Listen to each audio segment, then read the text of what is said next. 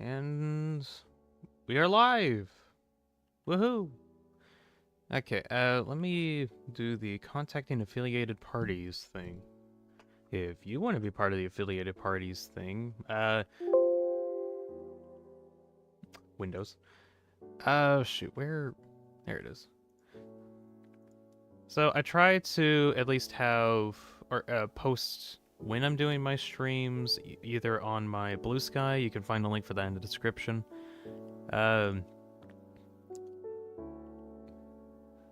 Otherwise, just trying to make sure, or let's see. Blah, blah, blah. Main thing is you can go over to my Blue Sky and you can see when I'm starting my streams. I have a streaming schedule of, I think, starting Tuesday, going until Friday, 11 a.m. till 1 p.m. EST, something like that. That's Tuesday through Friday, by the way. So that's like the plans that I have in terms of doing streams, and I'm trying to keep that consistent. I might not consistently post on my YouTube channel when exactly I'm doing some stuff, but that's an option. See some people coming in. Hello, Ultrical Fan and Swedish Monkey are here. Hello. Trust YouTube notifications to tell me when you're streaming within 10 seconds. Right.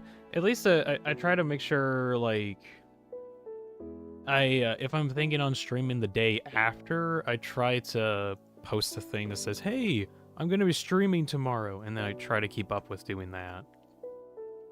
But then elsewhere, I try to contact other affiliated parties, like my own private Discord with a bunch of people from, like, my early days.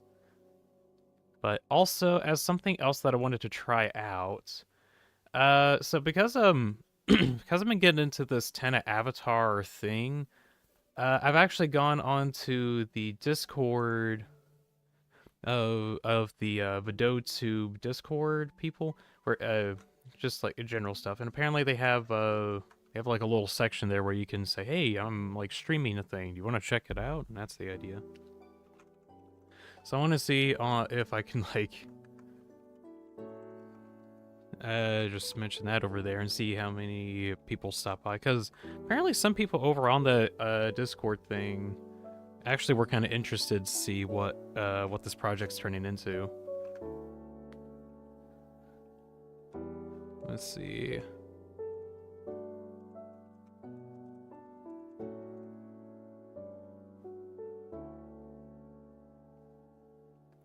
So we'll see if like any of people from that Discord stop by. So it just says the Discord notification spooked me a bit. Ah! Oh wait.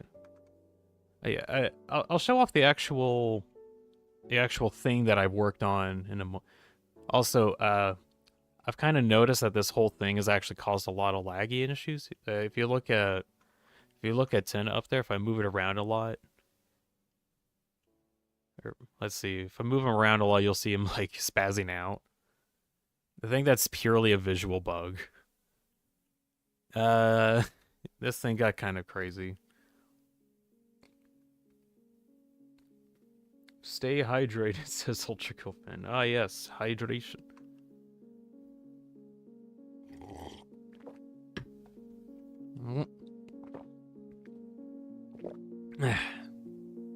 Yummy water. It looks beautiful. It honestly does. Like, I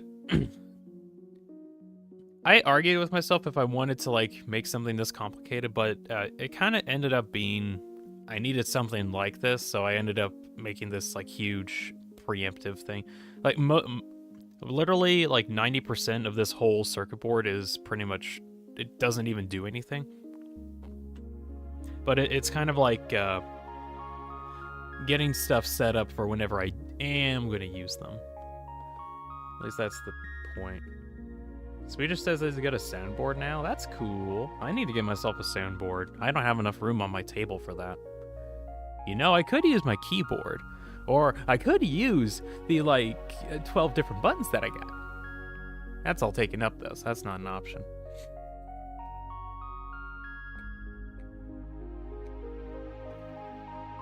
Ultra Fan says, been searching for like a notes app where kind of grid location can connect arrows between them. Yeah. 1 second. Yeah. Good grief. Also, I've been sick over the last week. I've gotten a lot better since I've been sick, but I'm still like sick. So if I like cough profusely, that might be why. I might also step out to do stuff. Anyways, I've gotten a lot better. Oh yeah, I think this is funny. Last week, Ultra Kill Fraud dropped. I love it. I love it a lot. And then I got sick that week, which sucks. Although I guess it was kind of fine that I was kind of sick, because at least in the Ultra Kill gameplay, I can just like kind of sit back and just play it seriously, and it'd still be kind of okay. But yeah, I already did streams on Ultra Kill Fraud. Those are available just in general on my channel if you want to see my reaction to it.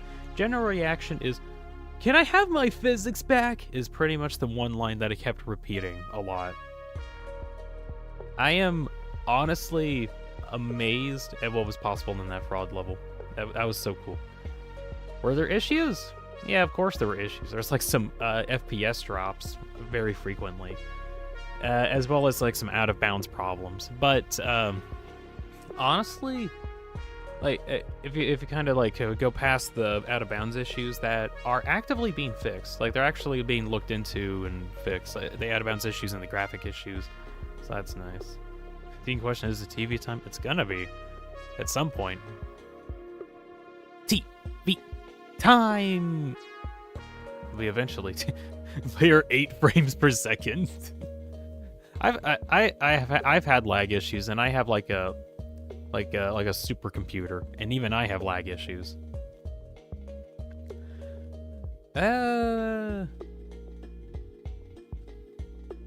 Not sure how many people will actually stop by, so I'm gonna kind of start showing off this this whole thing right now. And if people stop by and are wondering what's going on, I'm just gonna say what this is. So, recap. A couple weeks ago, I started on a project on this VideoTube software in order to make a Tenna avatar, because I've always wanted to make one. I've made one a really long time ago, and I think it was okay. There was a slight issue with let's see. Shoot, what am I thinking? Slight issue with, I wanted it to be a lot more expressive, but I was only using the free VideoTube version for that, and well, there was a paid version that I wanted to try and use, and well, this whole Tenna avatar project actually ended up being a way for me to, test out the program and see what it all does. Anyways, when I was making the project, let's see. One thing that came up that I wanted to try out was making it so whenever I swap between different avatars, that it actually has like a little transition between them. Believe it or not, this was actually kind of difficult to do, because what I did in the program before was like, this is just going to be a rough explanation. We have the scene here. This whole this is the scene. This is where we're gonna have the little avatar. The idea was I had a ton of little projects. That's funny. Let's see. Project. There we go. So I had a bunch of little projects that I would put into the scene and then swap between, use it to swap between different poses in order to get like the different poses for Tenna. Well, one of the problems that came up when I was doing that was when I wanted to add the transitions, there wasn't an easy way for me to like tell the program to add a specific transition between going from pose to pose, and it was actually kind of instant. I tried to do something where I had a program on each project's pose that had like an animation that would play if I clicked any other button than their assigned key combo, and then in the main scene itself, it would try to delay just a little bit to allow time for those other projects to take over, or at least that was the idea. What ended up happening was it just got to be kind of messy. That, and I had so many different sub-projects that it was getting difficult to keep track of. I just oh, I'll get to you in a moment, just so what I ended up doing was taking all those projects and making one big project instead that has that is made up of all of the little projects. So then that way, that is the thing that goes into the scene, and basically making it a lot easier to work with. Also allows them to talk, or all of the projects to talk to each other a lot easier. So that was the whole, that was like the whole reason why I made this monstrosity. So what this does is it takes these inputs up here. It takes a keyboard input. You can see if I press some buttons on my mouse, you'll notice that I'm changing a lot of faces. That's because it's bound to the same thing. But it takes a keyboard input and sends it through here. It checks for if it's F13 through 24, and if I'm pressing Control, or if I'm pressing Shift or Control. It sends all of that through a massive OR statement, but then for each and every one of the notes that it checks for, it goes to their respective key bindings. I have 4 relays here. One that checks for the key itself, so this one's bound to number 21. The second one checks if any of the other buttons are being pressed. You have 11 possible faces? I have way more than 11 possible faces. Then there's these other 2 checks that are checking for if Shift or Control is being pressed. And then there's 4 different sub-channels here that have different checks. There's this one on the far left that checks if the button itself is being pressed. So let's see, enable, and if I press here. So I'm pressing the specific button for this to work. If I press Shift and the button, then it'll swap to this one. If I press Control and Shift, it'll go to this one. And if I press Control, it'll go to that one. And this is for every single node here. And the whole purpose of that, just to kind of show off. So this node here, if I press this button, will trigger this lash, and this is supposed to be the default state. If I press any other button, it will trigger this relay here, which says, hey, one other pose is wanting to do something, disable yourself. So when it disables itself, it sends a signal, if I follow the line, down to here, which basically there are these blocks that make up the actual pose itself. Also, I found out that you can make these little block things. They're actually called annotations. I thought they were supposed to be like little notes. Apparently, this is what you do to group stuff together. It's really useful whenever you want to move like a massive amount of stuff at the same time.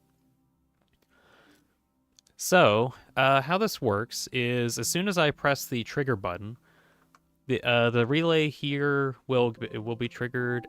Also, how I have it set up, because I'm thinking on having like a bunch of poses, I have these templates here that's whole purpose is to have an easy gingerbread cookie cutter layout for me to work off of whenever I work on any of my new poses. And so if we go back to the default pose, since how I have it set up so that I can literally just pull a relay from where I want the key binding to be, and then I put the key binding that I want into this relay slot and connect it to the main power, which now, whenever I trigger if I trigger a button that's not, or let's see, if I trigger a different button than the one that it's bound to, it'll disable it. And then when I press the button that it's bound to, it'll enable it. Disable, enable, disable, enable. So, a couple things happen whenever it's enabled or disabled. If I disable it, there's a little bit of information that goes to this on-off animation, where you'll note. Let me just show him moving. You might notice him like squishing and stretching himself a little bit. That entire bit for like 1/10 of a second is going on over here. And I have two different paths where I have one variant here where my mouse is at that goes down a path on the left side for whenever it's triggered on. And then I have a path on the right side for whenever it's triggered off. No, wait. Left is off and right is on. I honestly need to kind of redo this whole section because I think it's messy. But how I have it checked for which one to do is I have these two Boolean statements that check if it's being powered. If it's being powered, then that means it's being active. So it does the. So that's how it chooses between like shrinking itself or expanding itself.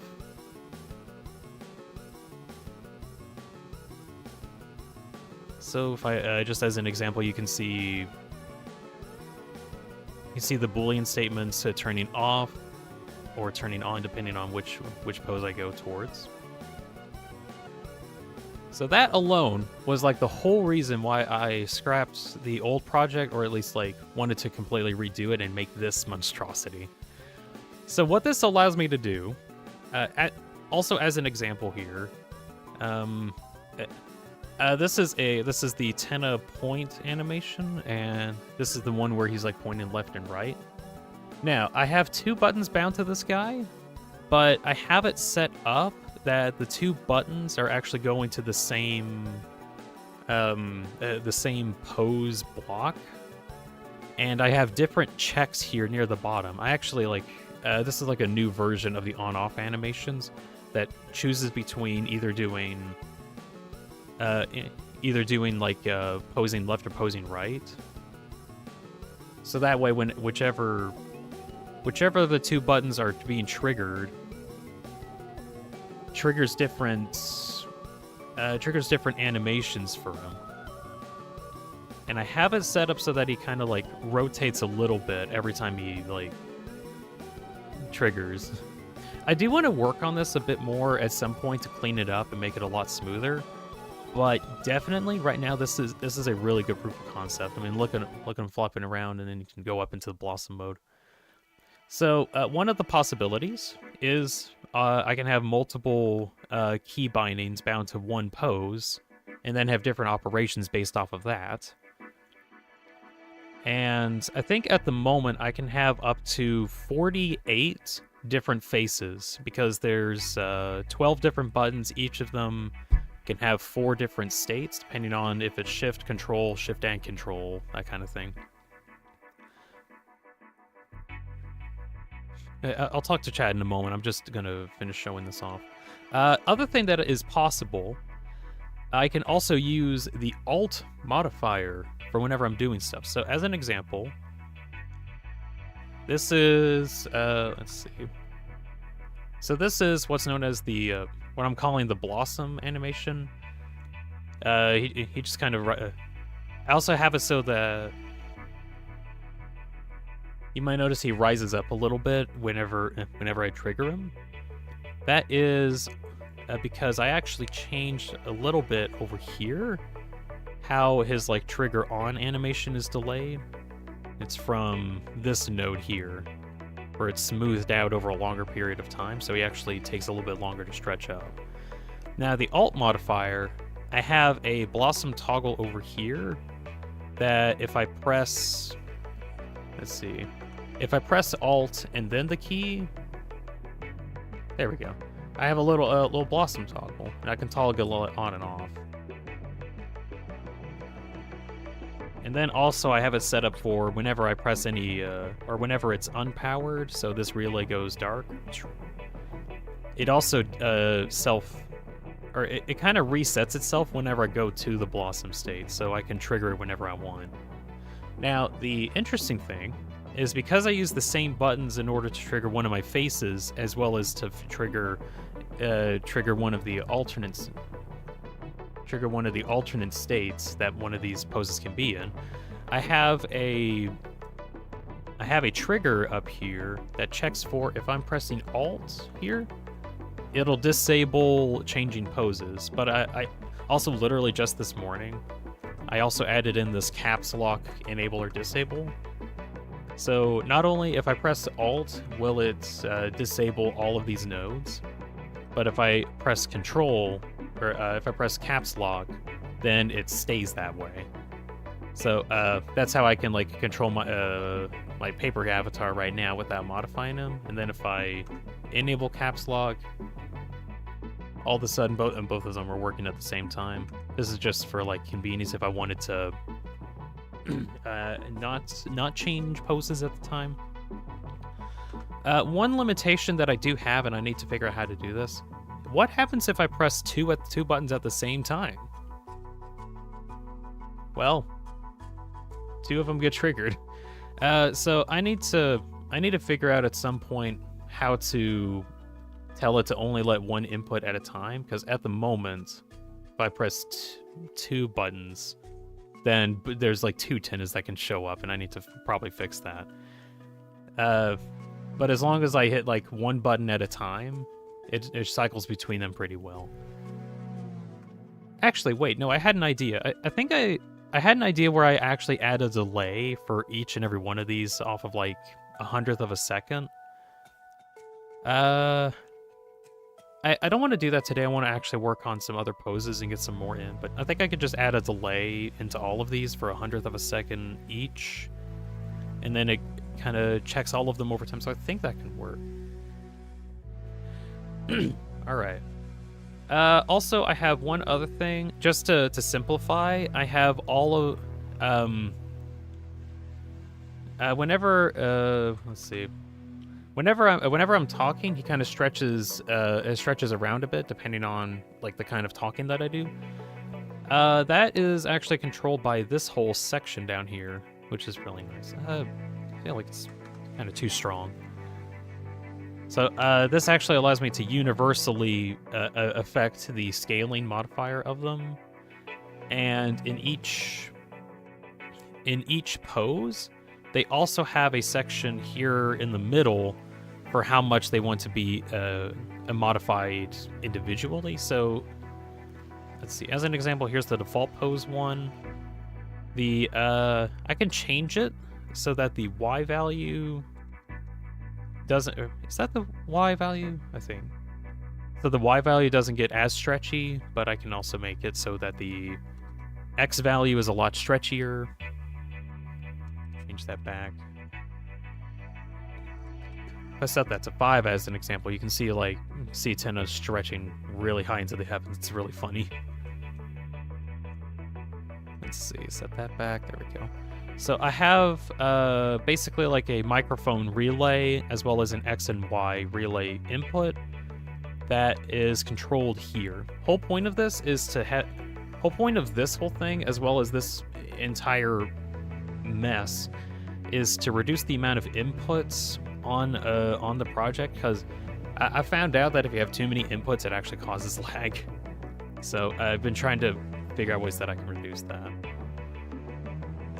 As for the template over here, it's kind of...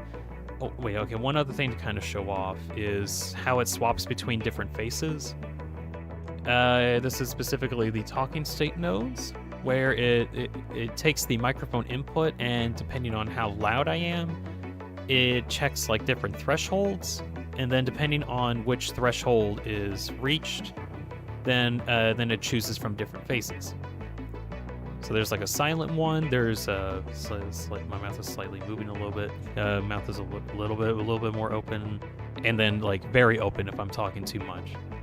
And then if I'm swapping between different states, it also bypasses all of those checks and hits it with an off value, which allows it to hide better. Also, I think this is a bug, but for whatever reason, whenever I'm swapping between different poses, the mouth goes away. This is because the mouth is actually, for the point pose, is on a different layer. Because what it's supposed to do is stretch out every time that I'm talking. But for some reason, it kind of vanishes every now and again. I think that's a visual bug. It should technically be there because it should be on the point state. Where is it?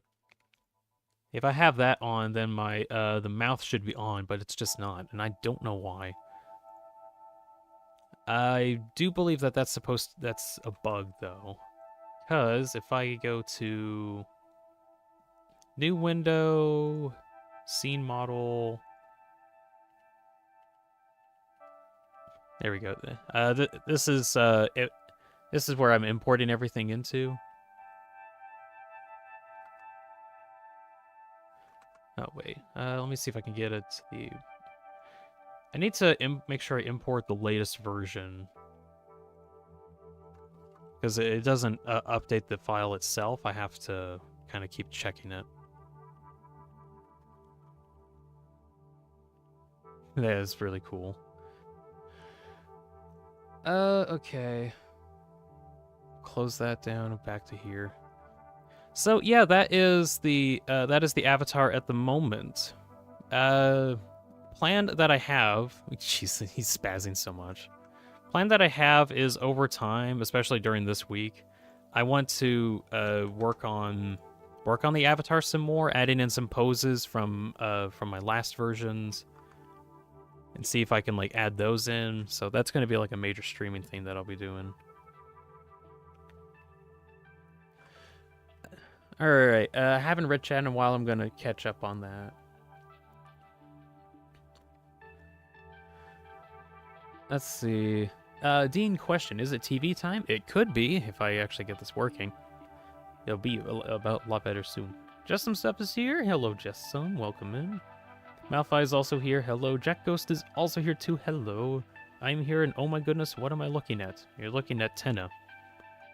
We're supposed to be Tenna. Happy morning, Steen. Thank you, Malphite. You have 11 possible faces. Not quite. It's actually technically 48. Although technically, I could have a lot more depending on how many alt modifiers I want to do. Wish there was a notes app with that amount of organization. I kind of remember something that has something like that, but I can't remember what its name is. I remember seeing a note app that has something like it. Looks like that one Iron Man GIF or Jarvis. Kind of cool, like programming stuff. It does a lot of programming. It is really cool. Not Lancer's here too. Hey, Not Lancer. Double tennis. I do think it's funny having multiple tennis, but it's still a bug. How much RAM do you have? Says Ultra Kill Fan. On my computer, I have 64 gigabytes of RAM. Although the program itself, it actually has a little counter that's actually below where my my paper avatar is. Can I like move my dude and then it reveals it? Maybe, hold on. I want to see if, can I just grab onto my dude and then... No, that's hiding, okay. There is a little counter in the bottom right. Most of my stuff is blocking it, but it says like I'm using half a gigabyte at the moment. There were some earlier versions of this that took up like 70 megabytes, and that was annoying.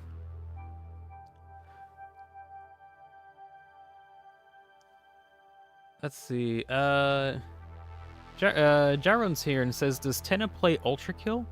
He doesn't at the moment, but he very well can if I can get him rigged up. That's actually kind of like one of the ideas that I had. I'd just be able to play Tenna in like any game that I want. That'll be kind of silly. The game isn't over! I've watched Doug's stream, so imagine if Tenna Avatar can actually speak to the audience, basically the stream. Well, I mean, the idea is that if I can get the avatar working, I can play as Tenna, and then if I get better at voice acting, I could just voice act as Tenna. It'd be even funnier if I can figure out how to get like voice modifications in, and then I can just talk as Tenna forever. Wait, make him play Ultra Kill. Show to the audience. That might actually be one of the first things I do, because that actually will be kind of fun.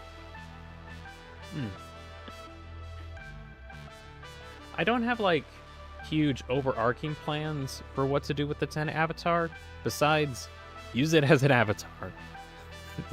Yeah, just play games, have fun. Still would like to fix that mouth thing. I think if I, like, reload it, I think it would work.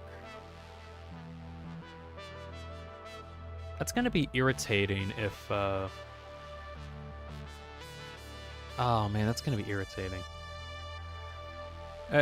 Irritating for me, at least. I'm gonna be kind of annoyed whenever I want to, like, do anything with this guy, and then he's like, oh, no, I don't have a mouth anymore. Why don't you have a mouth? Oh, I just don't have a mouth. But, like, why? I don't know. There's literally no reason for him not to have it. He just doesn't. There's like a scale modifier? Mouth scaling. It's 1. I wonder if there's like some weird scaling issue that it has for no reason.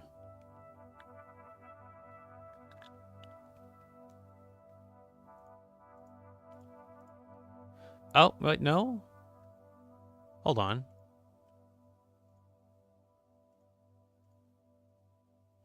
Okay, apparently enabling and disabling the scaling mod actually causes him to show up. Okay. Okay, really quick, can I move him just slightly to the right, just a little bit. Blah, blah, blah, blah, blah. This is the kind of stuff that I'm going to be doing most of the time. Whoa! Whoa! Something like that. Okay, apparently just enabling, disabling the scale mod link here actually causes it to work. Alright, whatever. Make him play Danganronpa. Danganronpa's gonna take forever, though. I should know. One of my friends forced me into playing it. Good grief, Danganronpa's long. Stay hydrated, everyone in chat, says Ultra Kill fan. I will also drink. Look at this. I have a drink. So...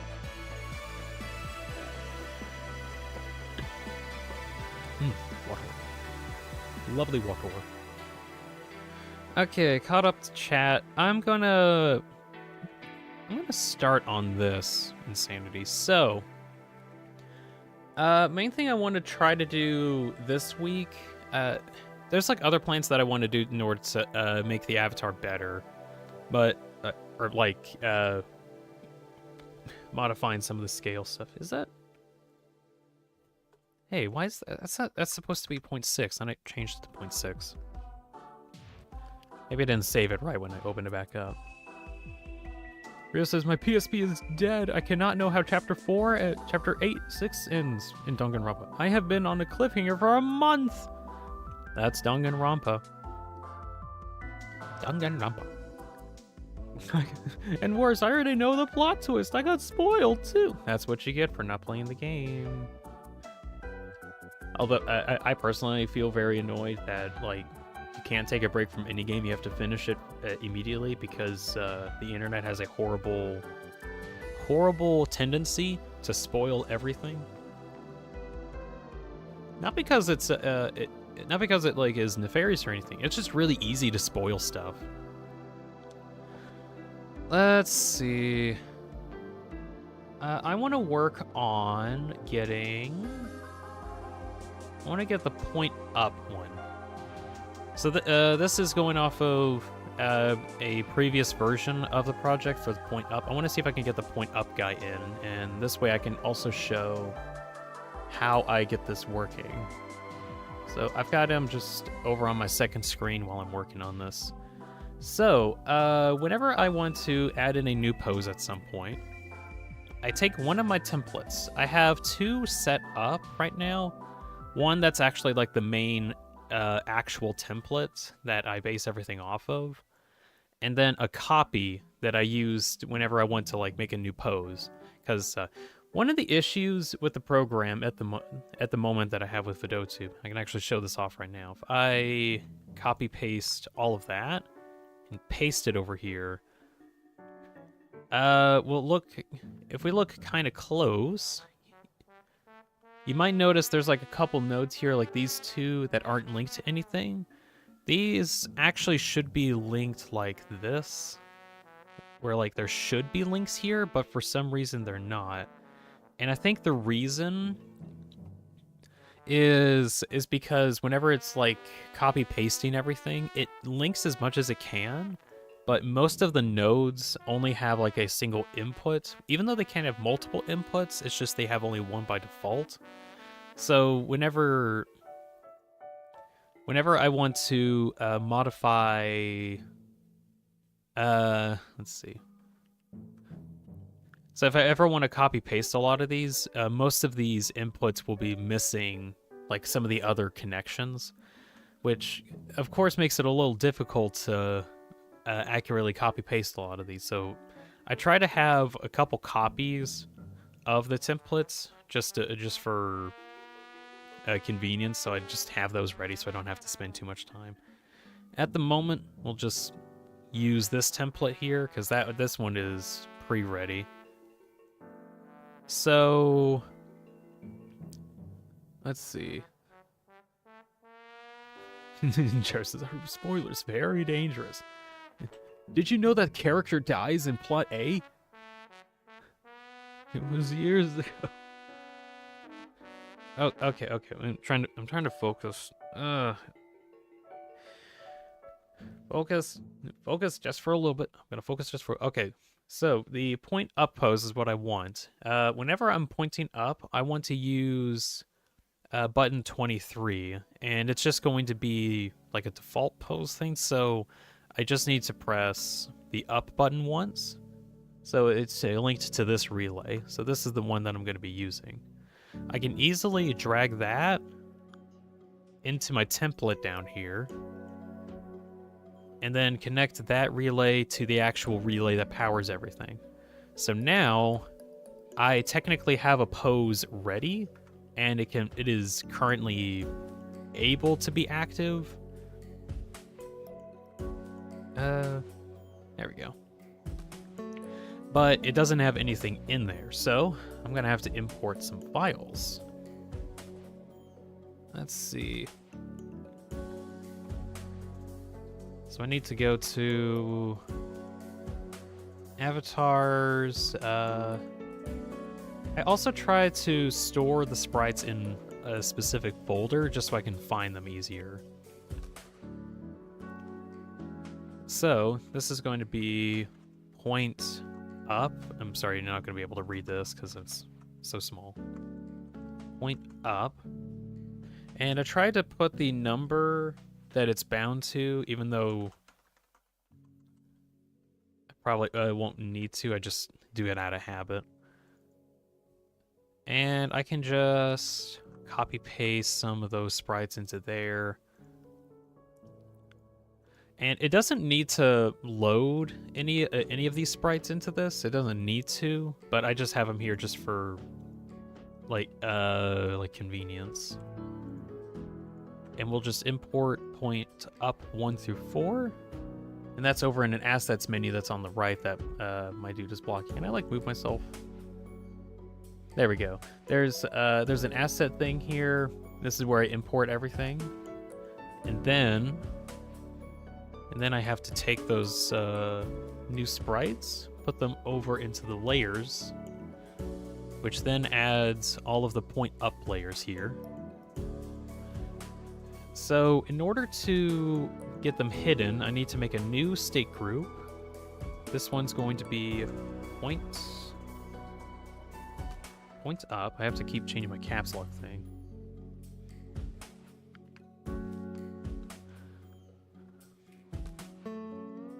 Let's see, number, was it 9? Yeah, 9. This is just so I can remember stuff. So there's going to be 4 different states that they can be in. So we'll have, let's see, point up 1, and then we can make a couple more of those. Copy, paste, points up 2. I'll re-chat in a moment. Points up 3, and points up 4. And let's see, in the off states, we want to make sure that all of the layers are off, so that they're hidden by default. And then for each state, for like point up 1, point up 2, point up 3, and point up 4, we have different states for everything to be in. So you can kind of see the different faces going up and up. Next step to check for. I need to make sure that all of these are attached to the main one. So over in Dynamics, or the Layer Properties menu, there's a Dynamics feature. My character's kind of blocking it, but there is a Attach feature, or Attach Dynamic, and I will attach it to point up. Whole point of that is to make sure that they have, they are all connected to the point up 1 layer. So now I can just modify the point 1 up, and then everything else will be affected. Also, need to make sure that I change the image mode to pixel so that it's actually pixelated instead of being smooth. So, let's see, enabled that up.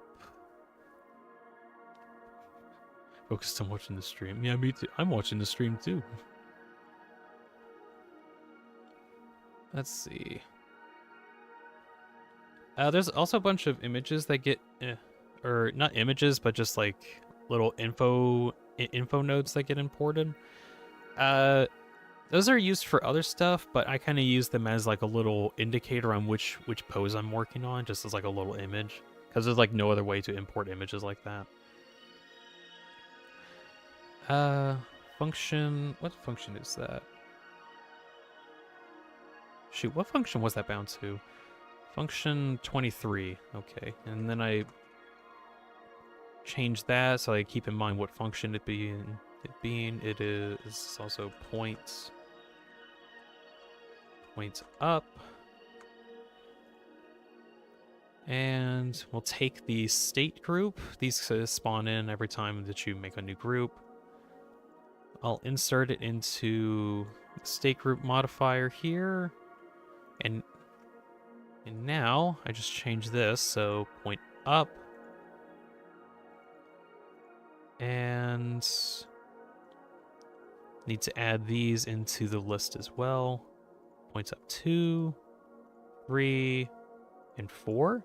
So that all those states are linked up to the vocals, but I don't have vocals linked yet, so we'll do that next. We'll go down to the microphone connection, connected to the voice, so now the voice can be inputted into the program. The X and Y scaling for whenever I'm talking as well is also imported. And it should just work. Oh, I need to hide that. There we go. Now the face actually like links up correctly. So that's good. Next step is points up 1. I need to make sure that it has a new dynamic of scale. I'm a little annoyed that my avatar is like blocking a lot of the information, but there's a dynamic thing that you can press for scale. So now whenever I'm talking, he actually has a little, goes up and down, which is really cool. And we need one more scaling modifier,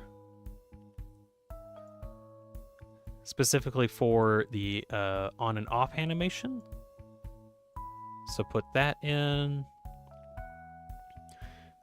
So now, whenever I swap between different poses, he actually changes. Now, it doesn't look quite right. That's because I need to change how it pivots. So, point 1, let's see.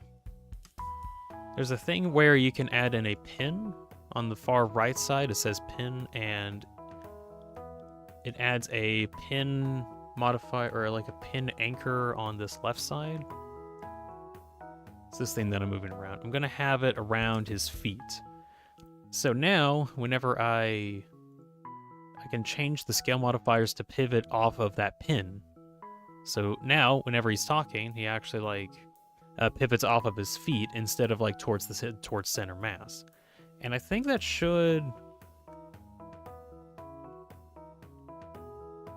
Is the... He like shrinks himself a tremendous amount whenever he like folds into infinity. That's weird. Why does he fold into infinity when he goes away? Huh, okay, why is that going on?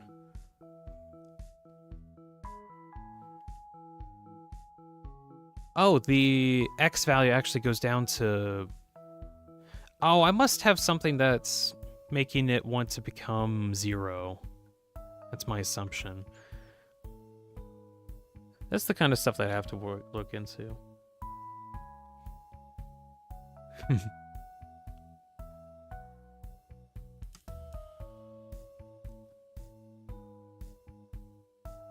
Let's see. Riot says, I played Danganronpa, right? Abilities from the free time event get carried over to chapter select, replay to last chapter. I don't know. I really don't personally know.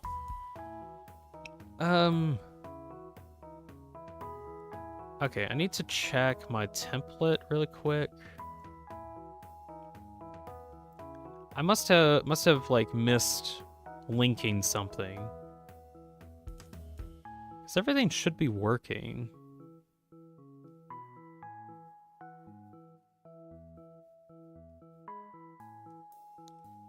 This is why I really need to like change this up a bit so that it's not as messy. No, that's all connected, so maybe my template's wrong. We'll just go over to one of the other ones that do work. Let's see, move you down here just so I can, like, make sure I'm getting this correct. Oh, okay, this one needed to be connected. Okay.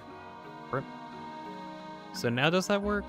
Yeah, there we go. Now it doesn't fold into infinity anymore. All right, I need to make sure I update my template. Okay, check that. There we go. That's updated.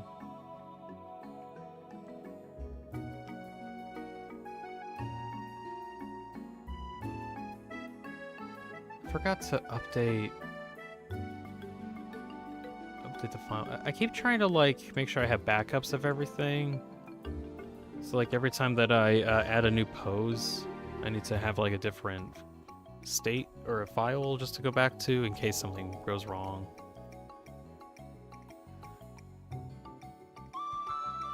Oh yeah, Crosscode, heard good things about it. I need to finish playing it at some point. I got about, I think like two-thirds the way through. At least a bit over 2/4, something like that. I honestly think it's a really good game. I just kind of got stuck in some of the puzzles. Like some of the puzzles actually were kind of difficult to work around, because it's like having to swapping around tons of different attack modifiers to affect the terrain or fight different enemies. It's really cool. I really like it. It's just a lot to think about. Look at them rotate. Look at them go.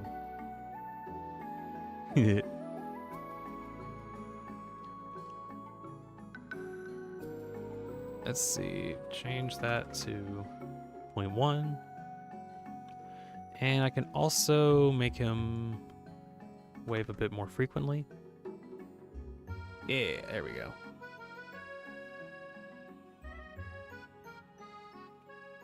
Most people use Crosscode. No, Crosscode is a game. It is a game. It is a video game.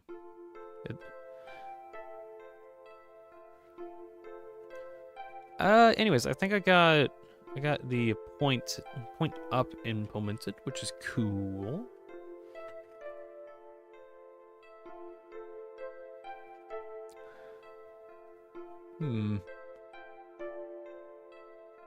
So yeah, just like that, I got a new pose in. Of course, that was probably one of the more easier poses to put, one of the easier ones. So, what about a more difficult one? Do I want to do more difficult ones, or I just want to focus on seeing how many of these I can get in at the moment, I think.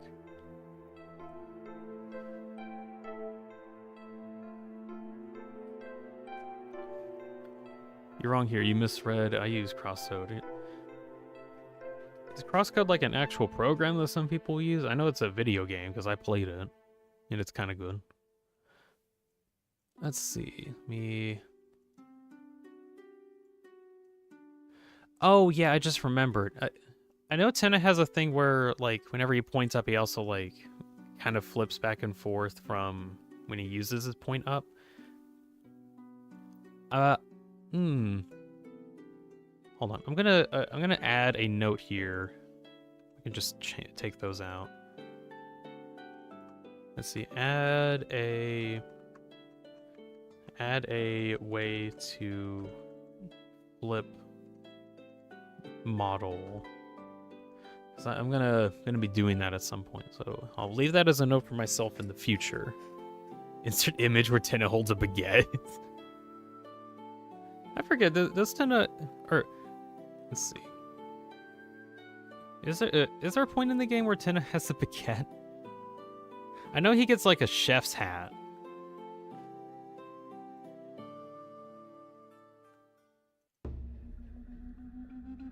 I have like a whole massive folder full of stuff. All Tenna related merchandise.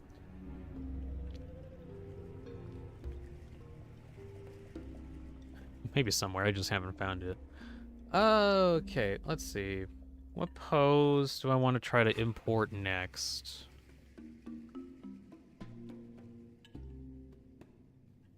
Let's see, which ones... Oh, the point at you. Yeah, that's another quote-unquote easy one. Oh, this might be interesting. I wanted to try to work on more faces for this. Because I have like some points at the screen ones. Points at you. This one's going to be number 7. Just to keep that in place, and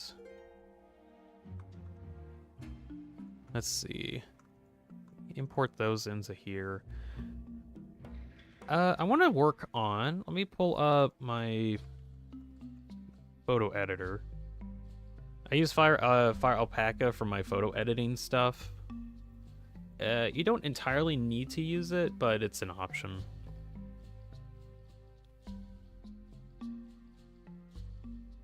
Fellow Tenna fan from France. It could say like, Mike, give me a baguette, and then a baguette spawns out of nowhere.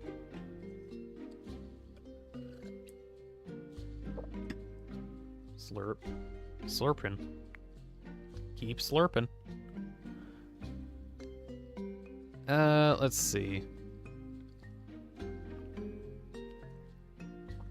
Get that imported. So there's the dude. That's one version of him, and then there's a second version where he's like has his mouth more open. So I want to have a couple different states kind of smoothing in between here, so we'll just make a couple duplicate layers and slowly etch away at him.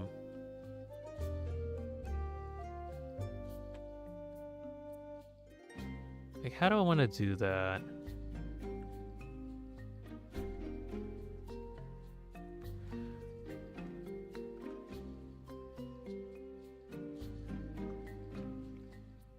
Let's see, size of a pixel.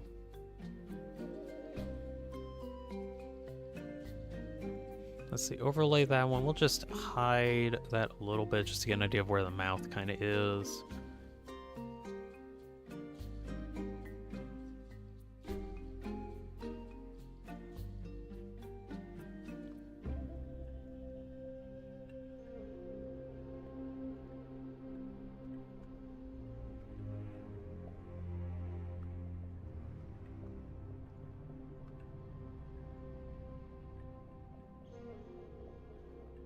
Hmm.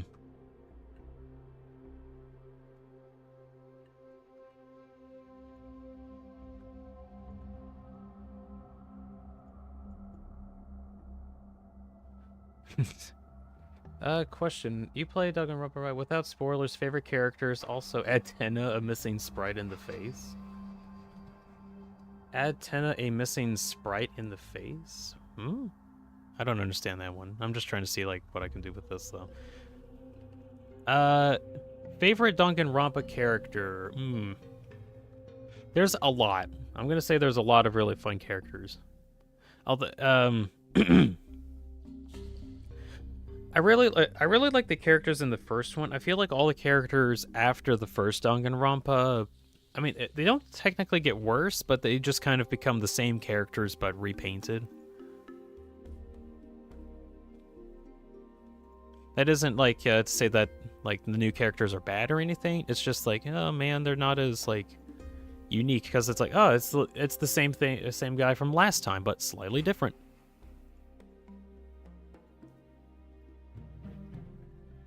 Let's see. Do I even want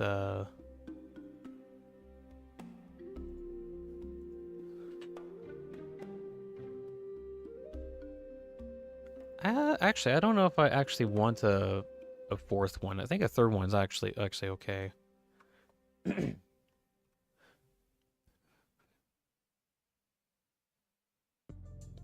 missing square something? A pixel? How do you call it? Is there anything missing? I don't think there is.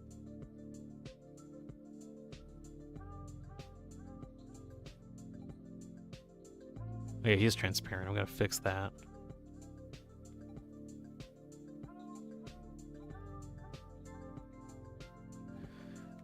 Oh well. Let's see. Save as... Let's see, save the editor file. Point at U1. Save that as a PNG. Yes, please. Yes, please. And we'll do that with the other ones. Point at U2. Save that. And point at U3. Actually, I think I have these reversed. I should have point at U3 as 1 and 1 is 3.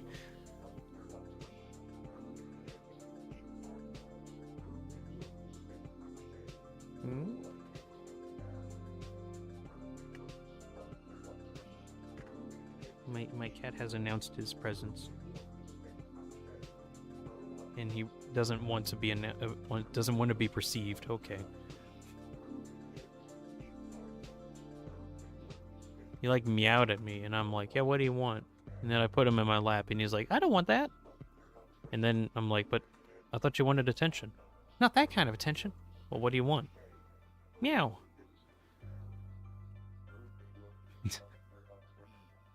As for actual favorite characters, at least from the first game, from Danganronpa.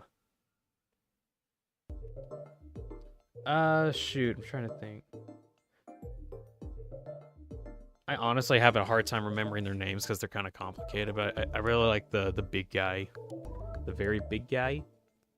And the other one that was like... Or, shoot, what was her name? The... super muscular martial arts person. Martial arts woman. I really liked her character. That was cool.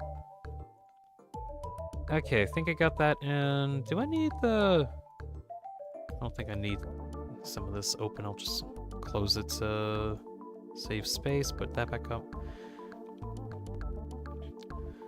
Alright. I'm gonna move this over here just so I can base that for my template and start making a couple copies.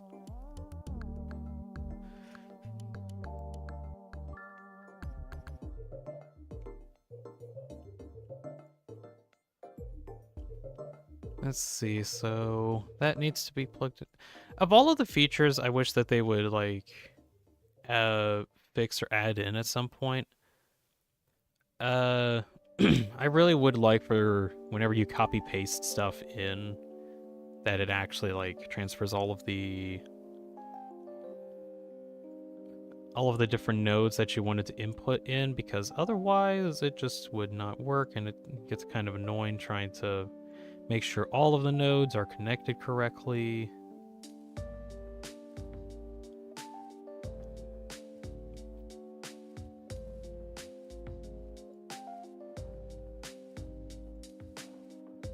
And okay, I think I got those set up. Move you back here. Get the values back in place.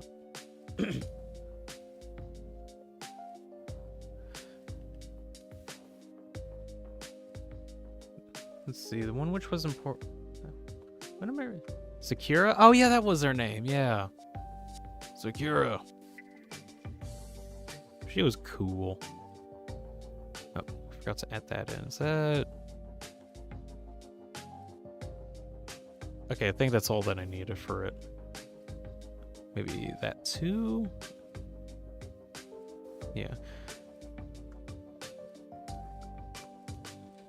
Let's see. Make sure I make backup. Version 6. Alright, can move this back over here. It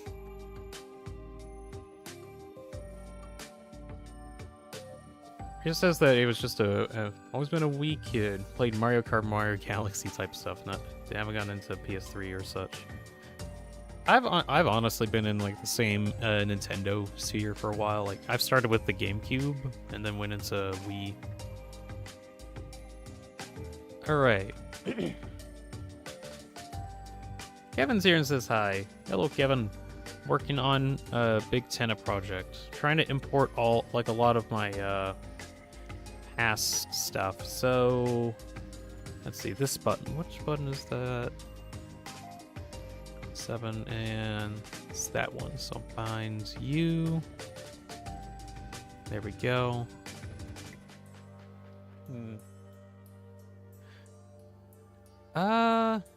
Actually, I need to go check on something. I think my cat wants some stuff. I'll go see if I can give him any food. I will be right back. He keeps yelling at me.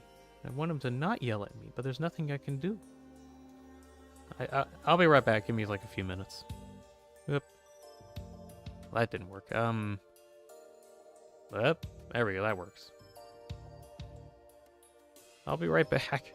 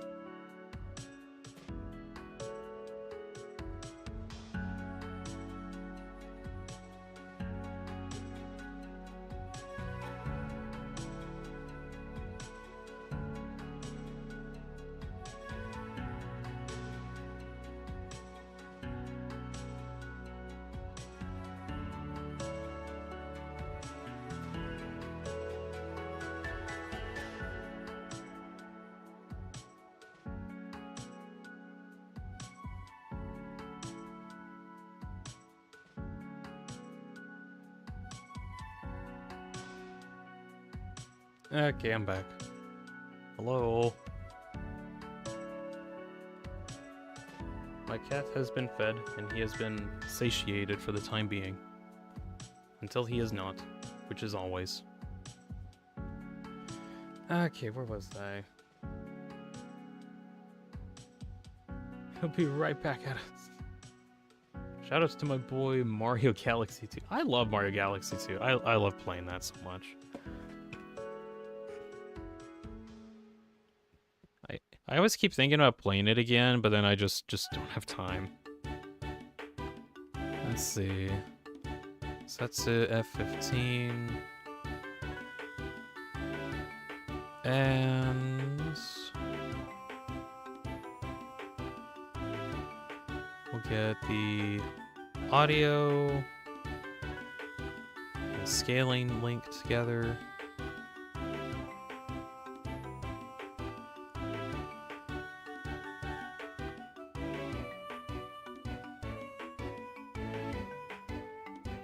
Okay.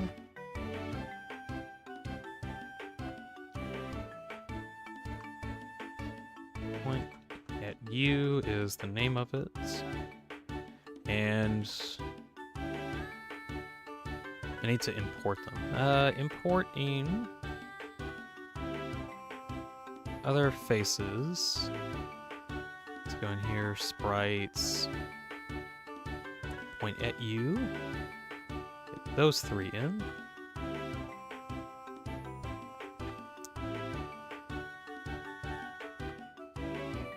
Add those in here. He was taking it home, believe them. I'm back. I had to feed my cat. You gotta understand, I was doing cat-related activities.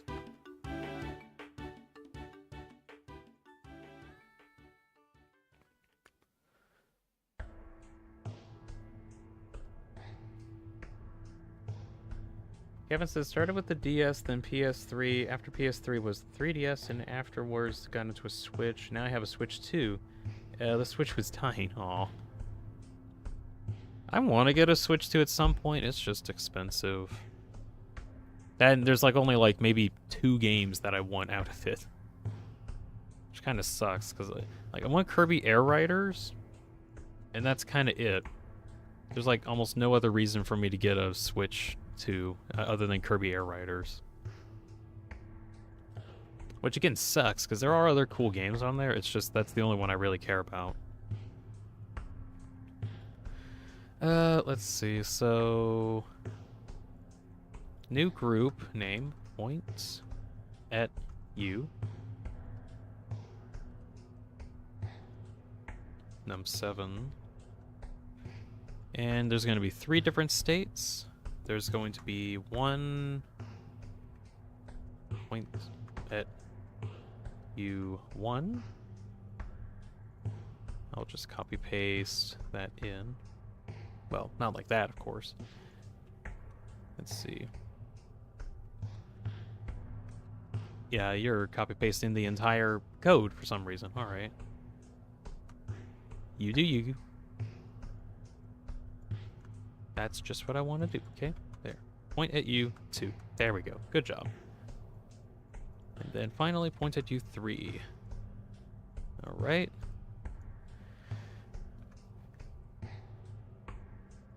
Set all of these to pixelated. Point at you 1 is visible. Point you to 2. Point you to D. And they're all off otherwise.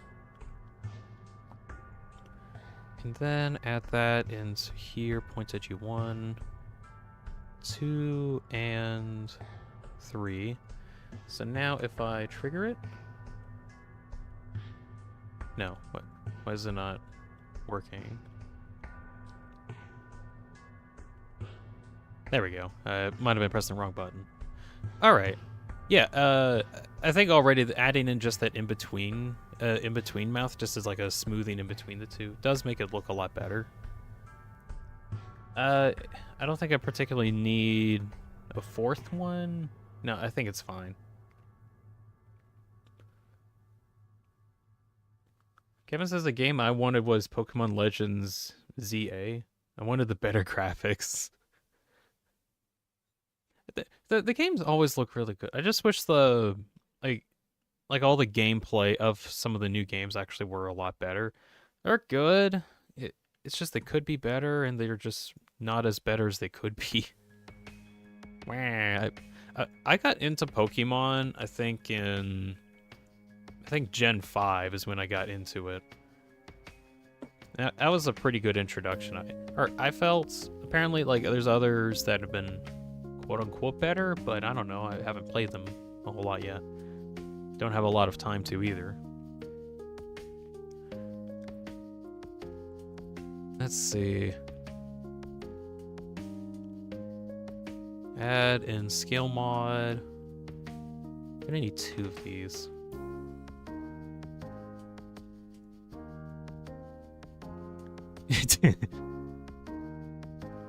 Oh, I didn't get the Z in, or the X in. There? No. There we go. Hey, it's me, the Tenna guy. That's me. That's me, folks. Cool. And then one more scale. Put that over here, and this is going to be him shrinking in and out. So how does that look? I think that's okay, but I might want to change it so that it actually pops in more.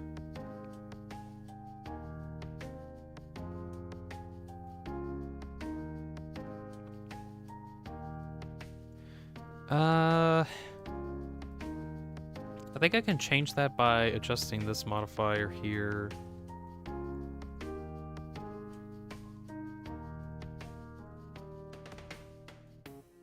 So now, if I change between the two,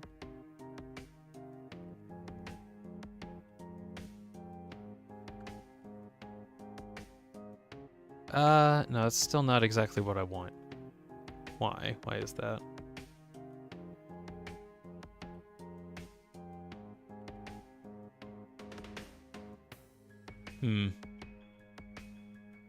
I'll definitely need to look into this.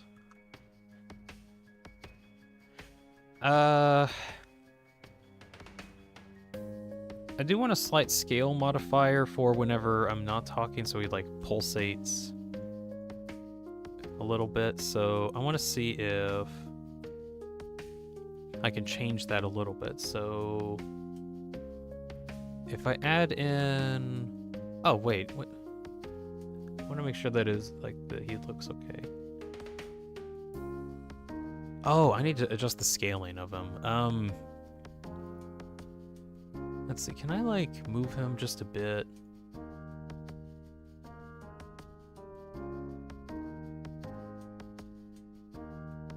Like about there should be fine. Yeah. Let's see, just -5. 0.5, thank you.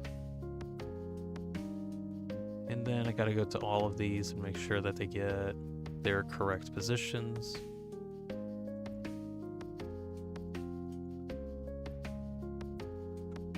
There we go. Hide all those.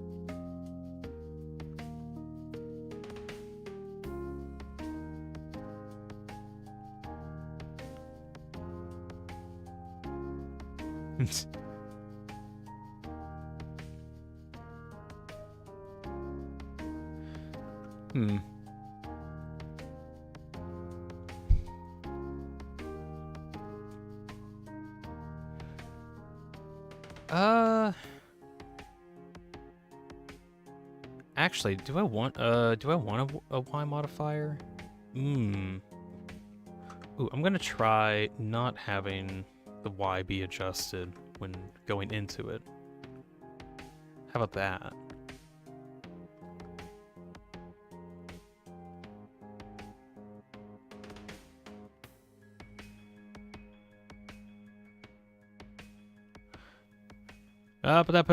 Like you, folks.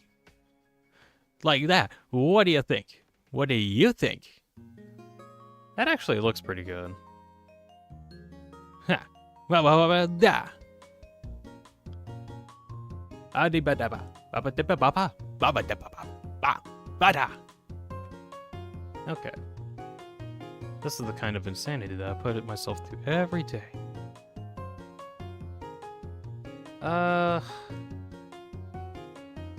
Okay, might actually change it a little bit, so... Or change where this guy's at. Can I shrink him just a little bit?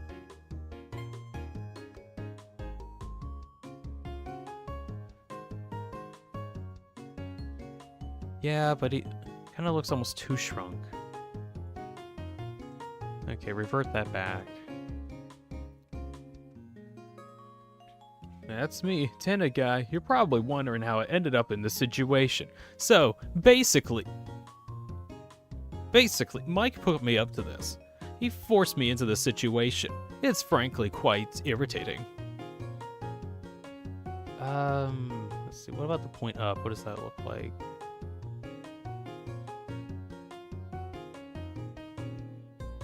He's honestly kind of like further back. Can we shrink it down to only 0.9 instead? That looks better, or like it's supposed to scale a little bit better. Yeah, okay, we'll go off of that.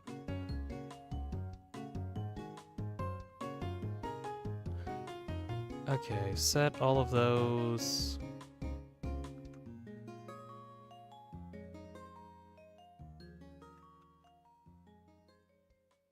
So the correct height, and then change those a bit too. No, that's supposed to be -16? No, didn't even type that right.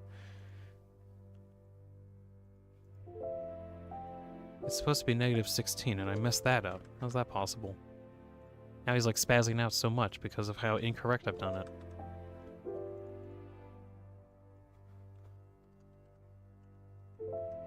Checking. Okay. Blah, blah, blah, blah, blah. Wah, blah, blah, blah. Papa. Papa?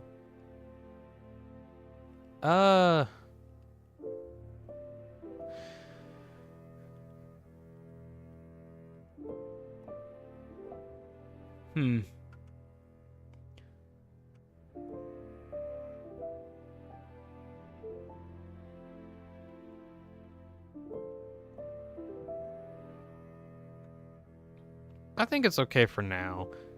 I just need to work on... I just need to work on it in general, really. Right now, I want to focus on just getting them in first. Ooh, why does he pop in and out so much? Is that... Oh, the scaling didn't get modified. That's what it is. Change that to 0.9 scaling. Instead, check. Ah, there we go, there we go. Now it's not like popping as bad.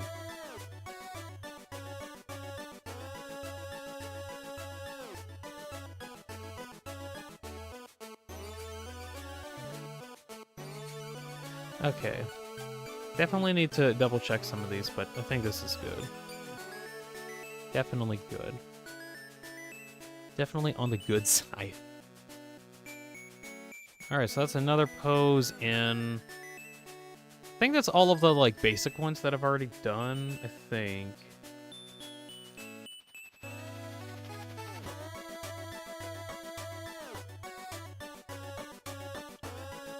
Let's see, so there's still Scared, Laughed, Freak Out, Cabbage Patch, Cabbage Dance, and Battle mode that I haven't imported yet. All those are going to be kind of difficult, though. Which one do I want to work on next?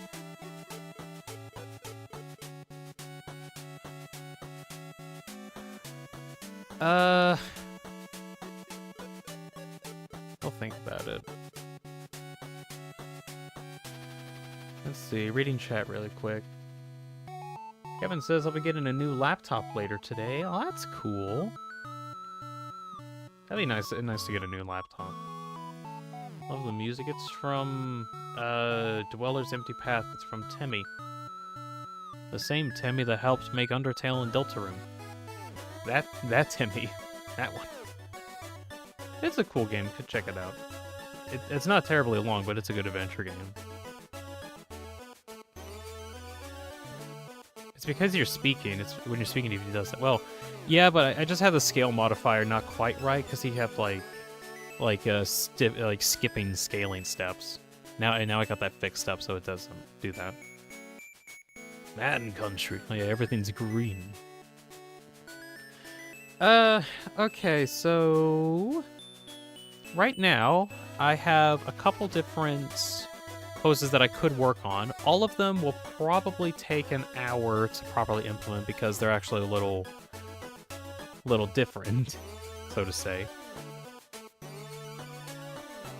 So we got either the frightened poses where he gets kind of skittish, and I could probably have different toggles for like I can have these bound to kind of the same area, and like have 3 different triggers on them. Like I could have like 3 different inputs connected to it depending on if I press shift control or different combination of that. Magic. Magic. Alternative. That's just going to be a bit, but that's probably what I'll have to do for that. The other one to work on is like the freak out animation, which this one's going to be kind of weird. Especially since I'm going to have to... Actually, do I have to? Okay,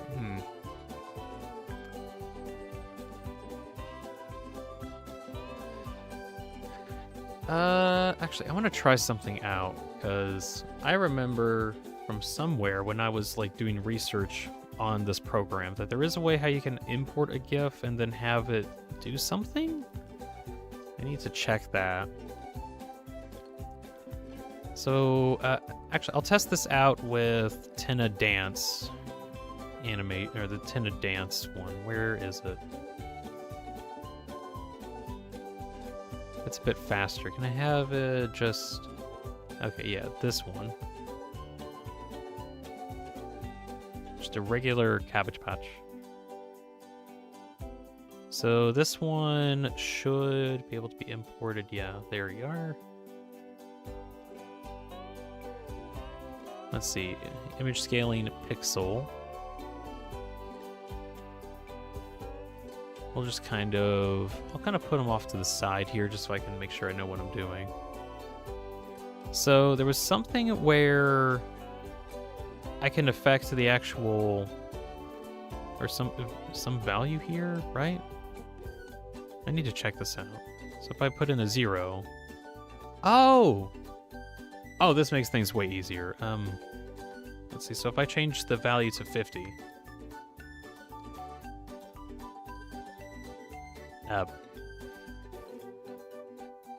Well, that's not working.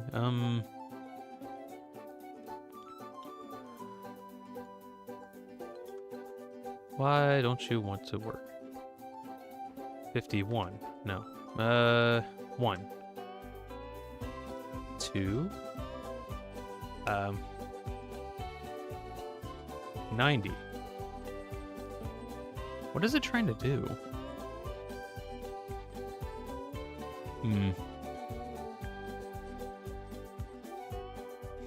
Dancing. Okay, what if I have a counter? Oh, it's time in seconds. Oh, I see. Okay. It's actually time in seconds, not in frames.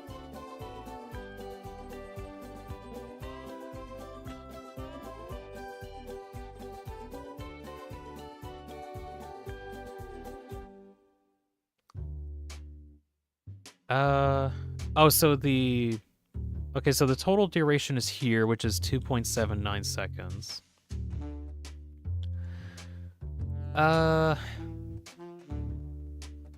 Okay, I'm gonna try something out. So, let's see, have something that steps up every tenth of a second on repeats. Minimum of 0, max of 2.7. So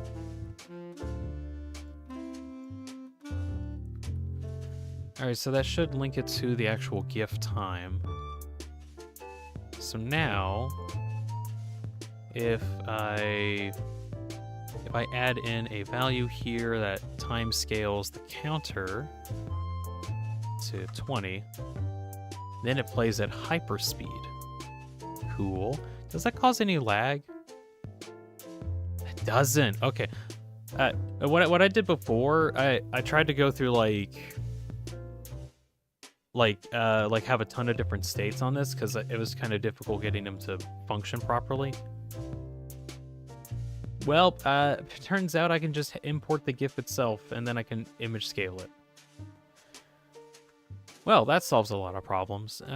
Actually, can I do that with a bunch of the other ones? Okay, I can like have different preset time scaling for him, so he can like go at half speed even, and make him go really slow if I wanted.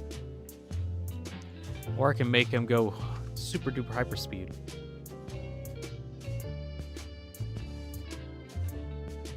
What's funny is that it doesn't actually show how fast he's going because like my monitor runs at like 144 frames a second. You're only seeing 30 of those. This guy's fast. Blazing fast. Look at him go. Okay, how fast can I make him go before like the frame rate matches up?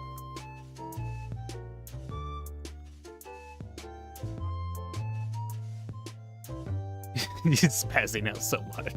That's funny.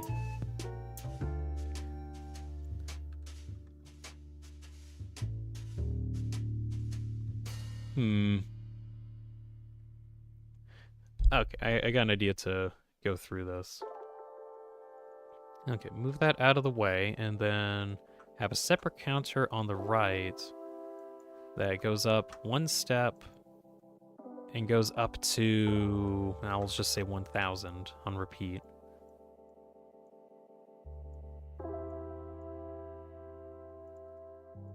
So now that I got how I got this set up, is that this will progressively make him go faster and faster. All right, when does the frame rate sync up? I want to know. Like, he's going so fast that he's moving at 30 frames a second.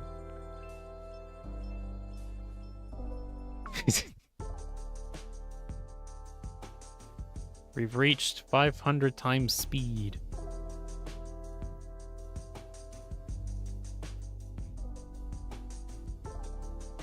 I think I saw it for a brief moment. It was like near the 600 area. He's just going so fast.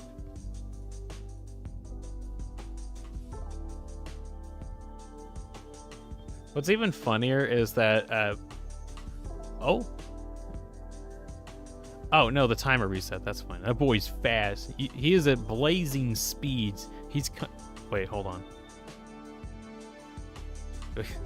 1 second. Where do I have a fire GIF?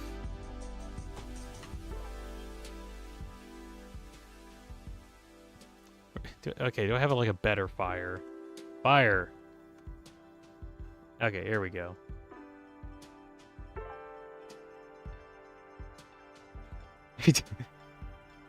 Whoa! He's going so fast. He's causing all the fire to form. Oh my! Everything's burning. Yep. Everything's burning. He's going so fast. Everything's on fire. Help! It's all on fire. No. He's going so fast.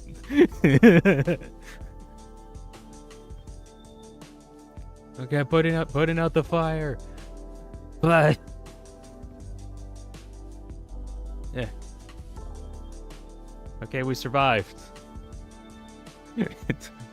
Okay, Tenna, you can calm down now. All right. Well, that actually That actually solves one of the problems that I have with my with the old variant of this. Cool. I'm gonna see if I can get that implemented now.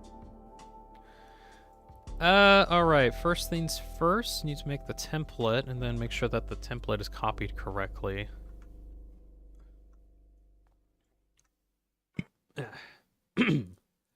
Oh yeah, let's see. Cabbage dance.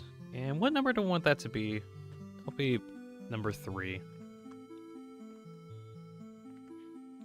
They'll be kind of far off. Okay, and set that.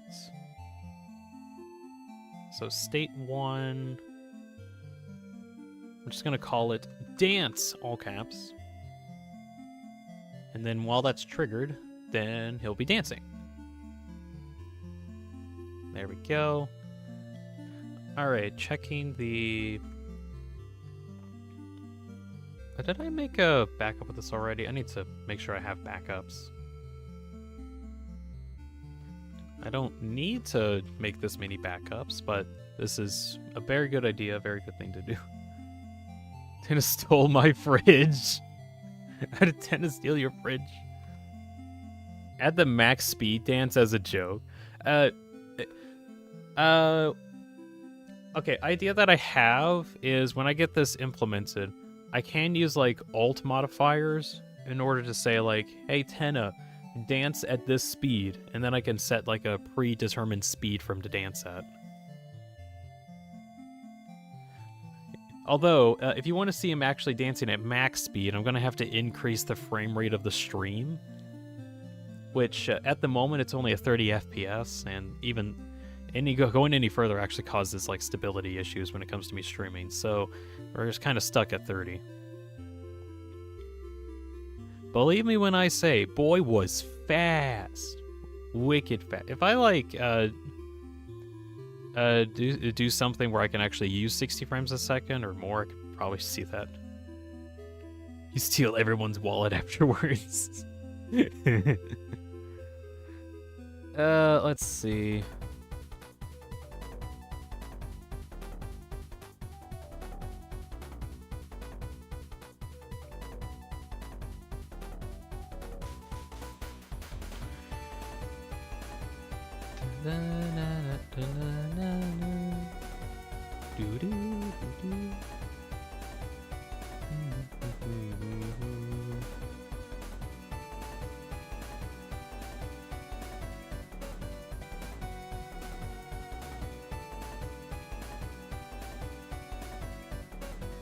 See, that's that's connected to you, and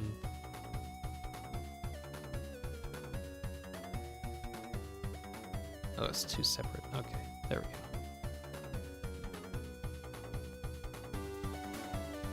I really, really wish that they would like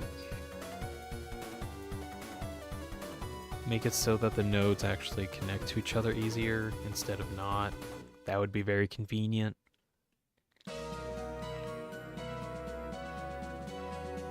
I don't know what they'd need to, or like the devs would need to do to make it actually work, because this is going to be really annoying.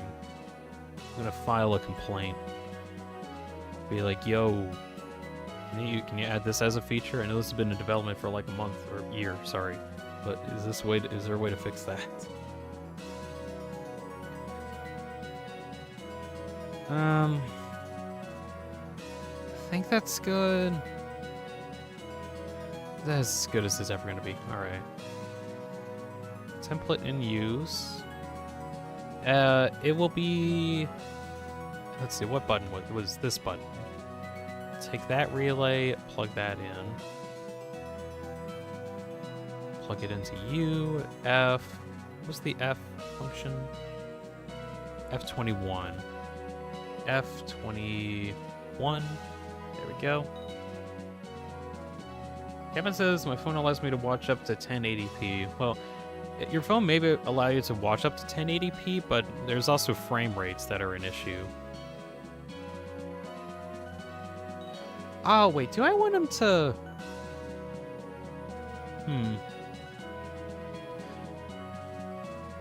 You know what? I'll add in... do I actually want him to, like, dance based off of how I'm talking? Because I don't actually need that, I think. Like, I don't think that's a thing I need to do.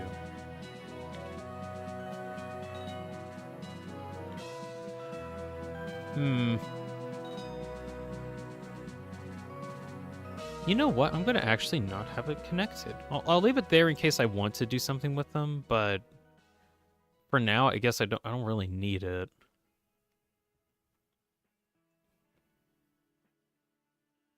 Yeah, I don't think so.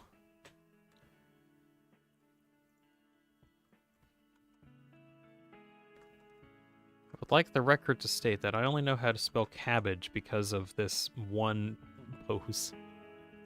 Let's see, cabbage dance.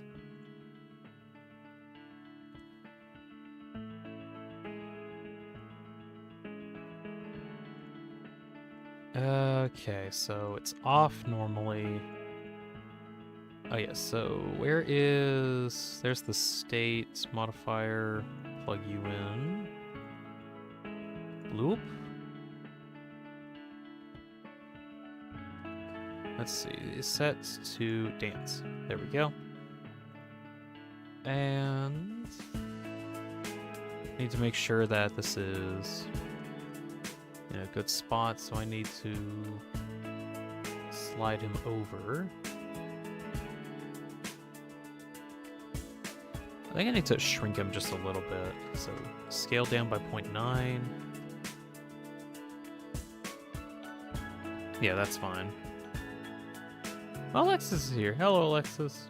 I'm working on Tenna. Slowly but surely.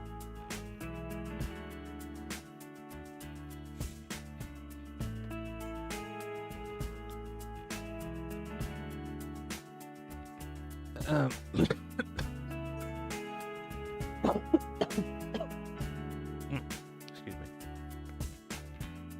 Just passing by while I get him some food. Alrighty. Okay, so I think this should just be working. So now if I swap between... Oh, no, I need the scaling mods. That's right. Alright, let's see. The new dynamic scale. I need 2 of these. Also need a pin, add pin at his feet. There we go. And we'll just slide this over here so I can get the 2 scale modifiers, plop those into these 2 areas.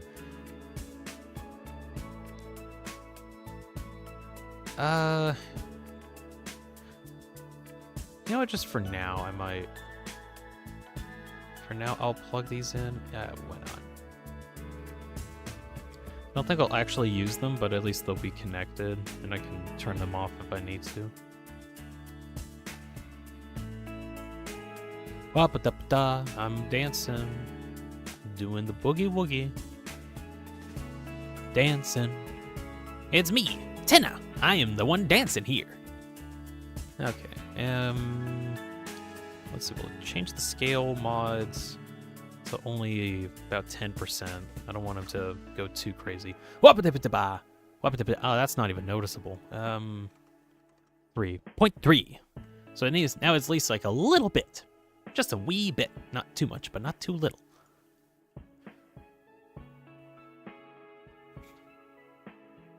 Want some more unserious jokes to laugh at, says John. Why not?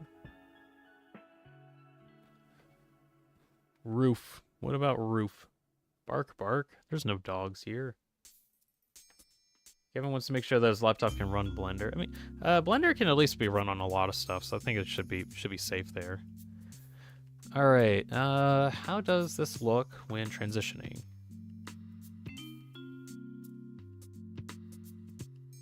Does it even have like a transition effect? Oh, I didn't even plug it in. Of course it doesn't. Plug in.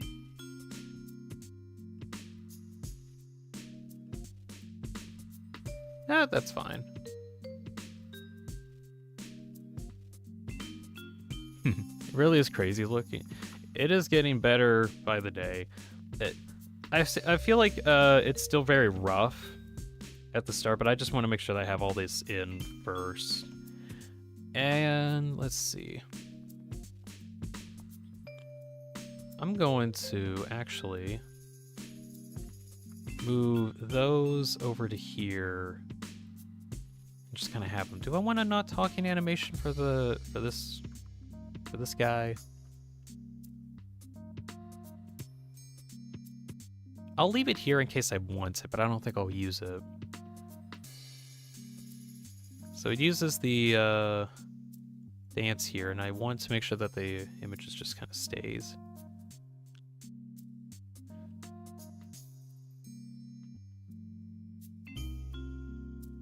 All right, that way I can just see some of the information. And let's see. Let's see if I can get some more room in this box.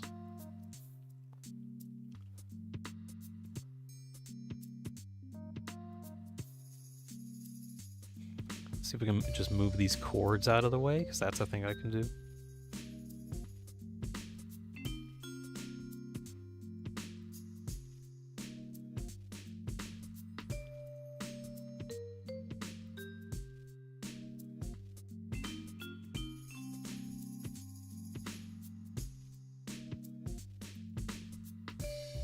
Okay. Sonic Adventure 2? Yeah. I played the game before. It was fun.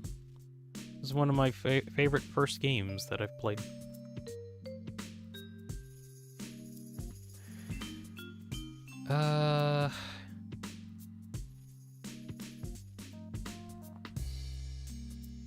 Let's see. I'll just have those here for the moment.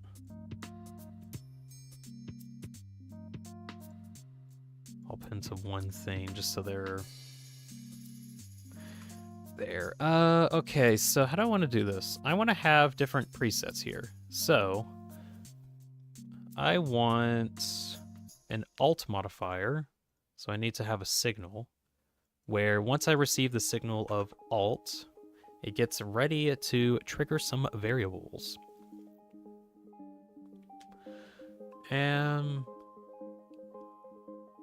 How do I want to do this? So I have some options. Can branch on number where it selects between different inputs depending on the current value of a supplied number. So how does this work? Different values and a number value.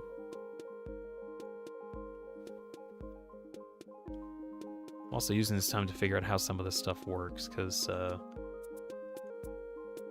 or especially like the use cases. As really as good as this program is, I feel like at times it doesn't tell you like all that you want to know.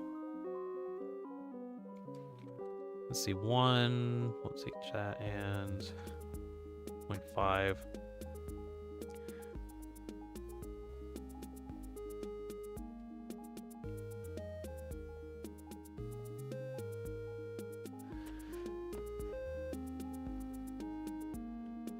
Oh, I think I can... From what I know of, like, some things I can, like,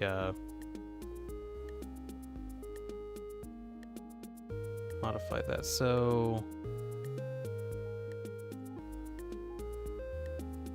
let's say if I add this number in.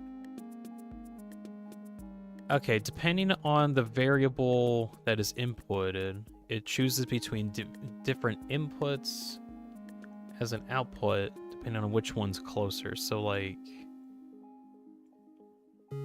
as an example, this goes up to 2.79. That's the highest that it goes.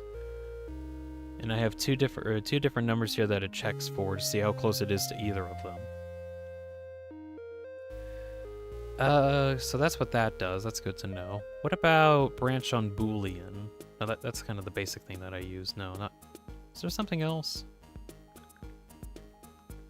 Branch on selection? Choose between different inputs depending on the current position controlled by the supplied booleans. Different values.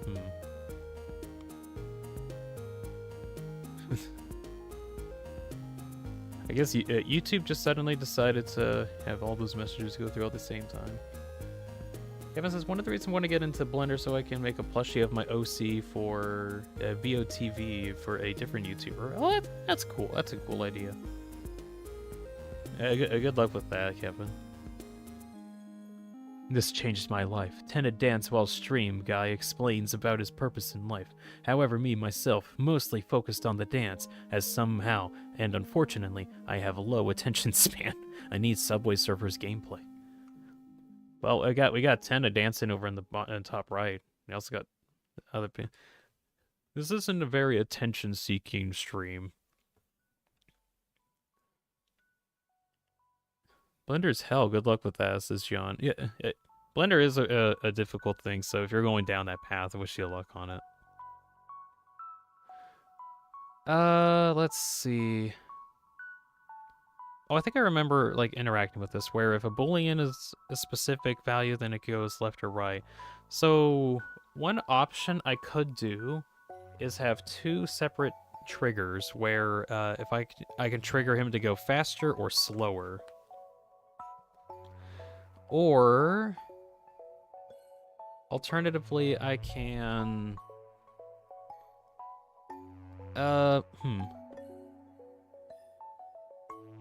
Alternatively, I can use this branch on Boolean to increase a value, and then, like, the speed increases based on that. What other options do I have? On strings, on points... Well, this is based off, like, a construction point? I need to really research like the use cases for a lot of these, because these can be really good.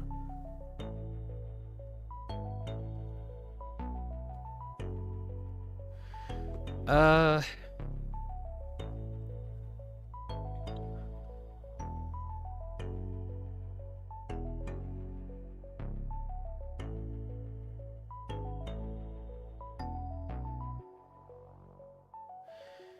sorry. Sorry if I'm not talking much. I'm trying to think about what I want to do here. Okay, brute force method, because this is going to be a bit for me to actually think about what I want. So we're going to have different signals. We'll have four different ones. One for 21. One for 22.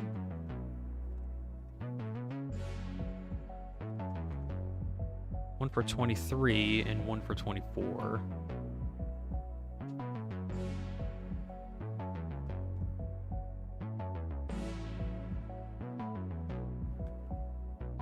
So these are going to be the different speed sets. So depending on if Alt is enabled, then it'll choose between, let's see, move all this over here. It'll choose between multiple different speed sets. We'll have one to this one, and what do I want for the other ones? Let's see. Speed 10, speed 20, and speed 30. That's what we'll work off of.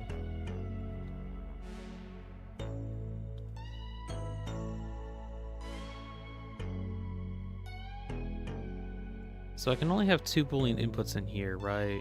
Yeah. I can have multiple values.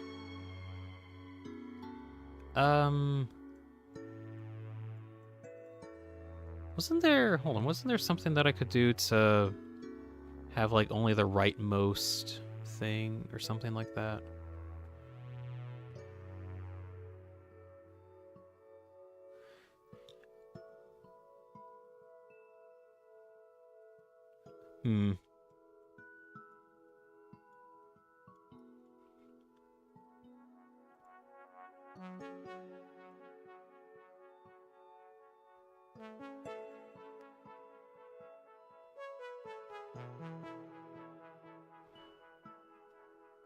Do you want ands?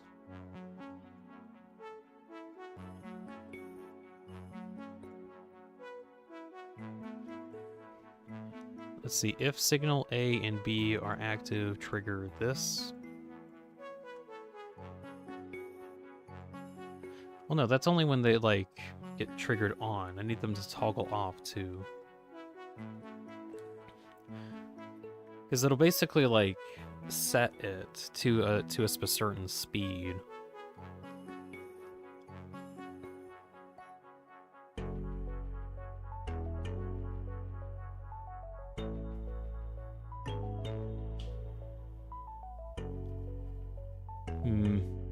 Select between inputs controlled by supplied booleans. This is the left and right one, yeah. Or, yeah, Let's see, if value is true or false.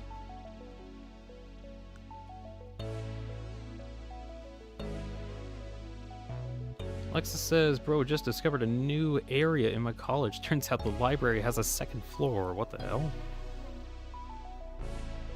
Wouldn't you be able to know if it had a second floor by looking outside? But then again, I've been in some buildings where like the architecture is very misleading.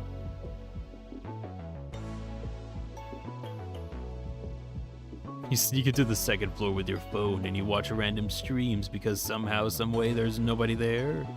Probably. That's probably what's going on.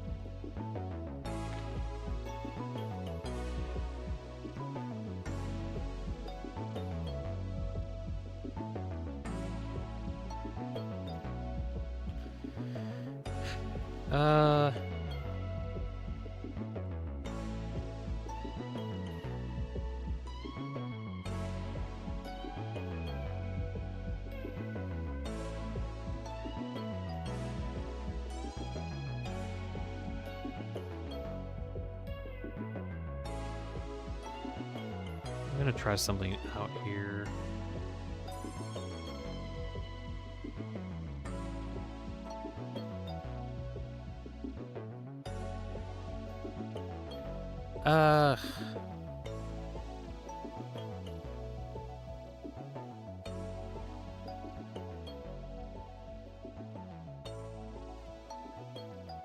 Let's see. So is it just one number value? Yeah, and there's multiple values that can be worked off of.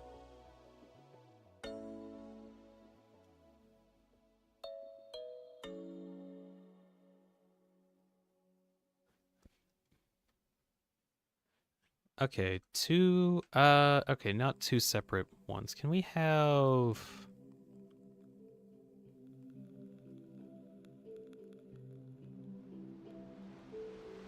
I wish there was a way to set a variable to a certain other, like a certain other variable.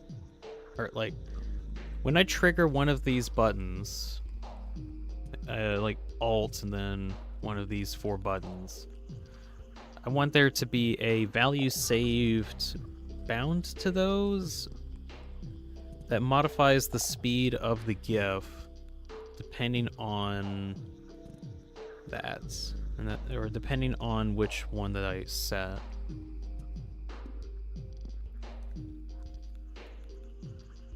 I'm just trying to figure out how to make something like that. That is where I am at. Alexa says that he's just eating with friends from math class. Yeah, that's fine. That makes sense.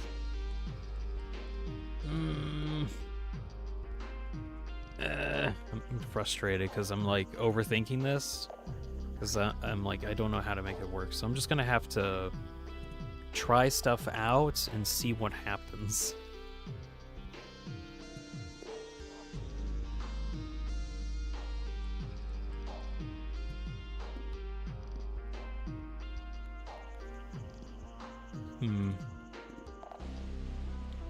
Based off of this value,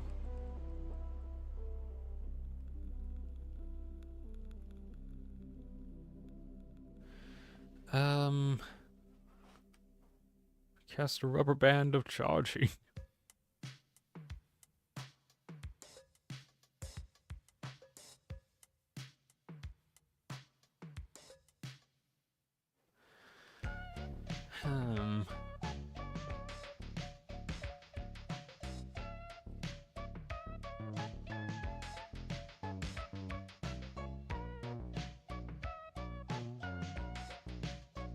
Maybe change that around a bit. Are these the values that I want?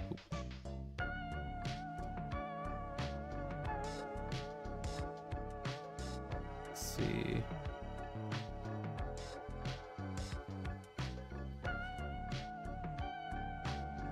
Just as an experiment, what happens if I hit this?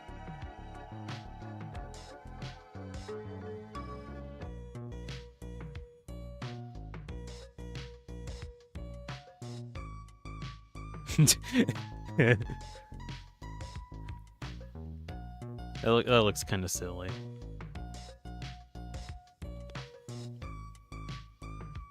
So what's going on here is that it takes the current time that's at. So what if I take like the actual duration? Well, that one's closest to one of those, or is it checking all of them? I guess it's just the variable. Make Tenna a new YouTube channel. That'll get a lot of views. Spamton versus Tenna on live TV. There's an idea. Maybe in the future, but at the moment, I honestly just want to see if I can make this the avatar in the first place. If I can get something else out of it, that would also be really cool.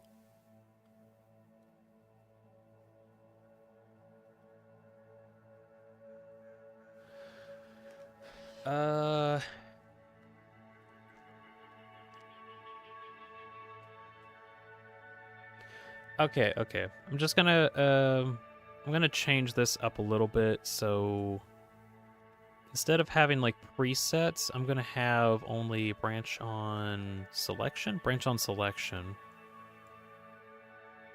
Which what that does is triggers, let's see, I need 2 ands here.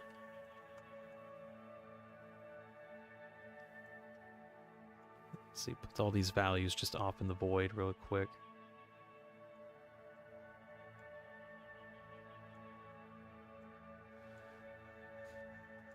So if Alt and Signal, or Alt and Signal is pressed, so this one will cause it to slow down, and that will cause it to speed up.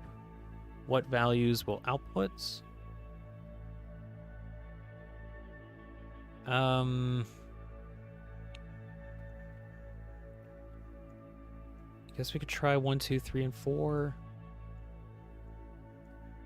So either 1, 2, 3, or 4 will output.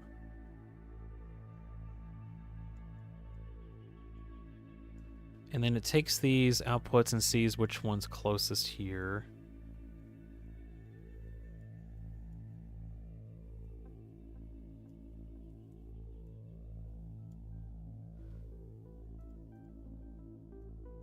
Can I, like, get... Why is that one so far away? Okay. So if I select Alt and then do that... Okay. For some reason the thing that I'm looking for is way the heck over there, so I'm just gonna have to get a whole new one. Because of course, I want to change that actually to this one and this button. There we go. So we have multiple different values. Let's see, I'll put that in.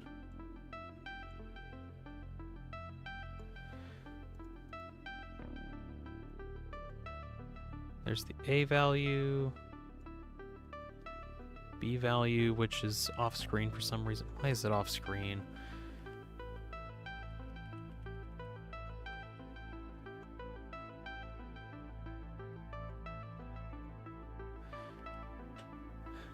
And a freak dancing. There's also there is the freak out animation at some point.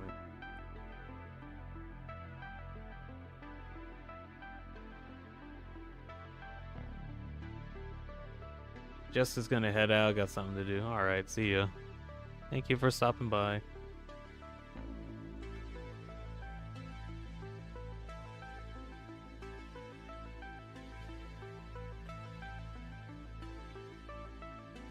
If your phone charges, then it's in danger because it explodes. So here's a valuable information. Never charge your phone. Ever. Yeah, but then you can never use it. And then it's useless.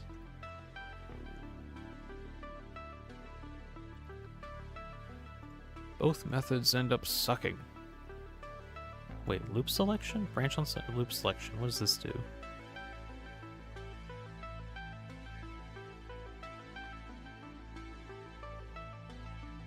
Oh, I can loop it or clamp it. Okay.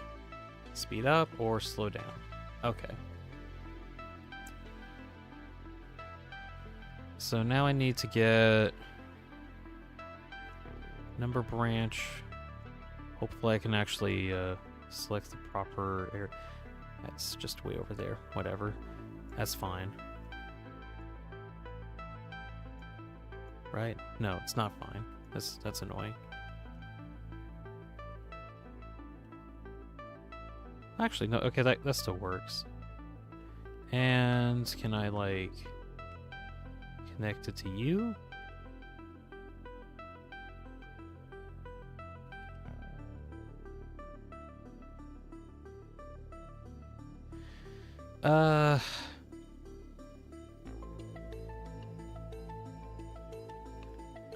It just doesn't want to register these values for some reason.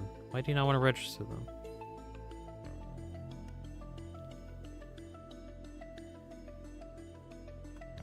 Where are the... Well, that's fun. The note's actually just not even there anymore. Okay, what about this? What if I, like...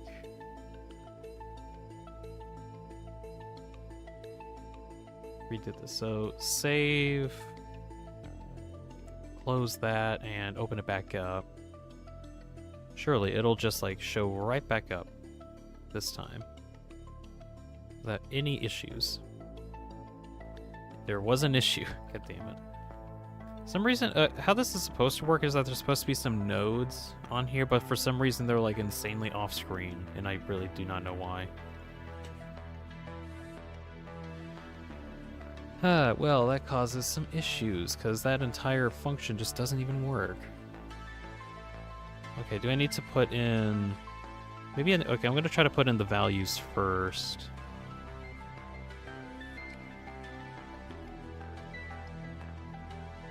Before putting in the large variable. This one.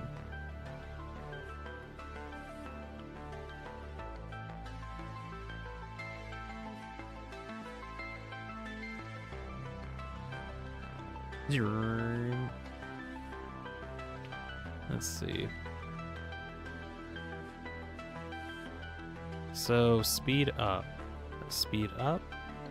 Well, it's already insanely fast. Oh, Shadow VR's here. Hey, Shadow. You're gonna drop a line from the FNAF fan game that you're working while he's watching. Oh, Ahem. Hold on. I'm waiting.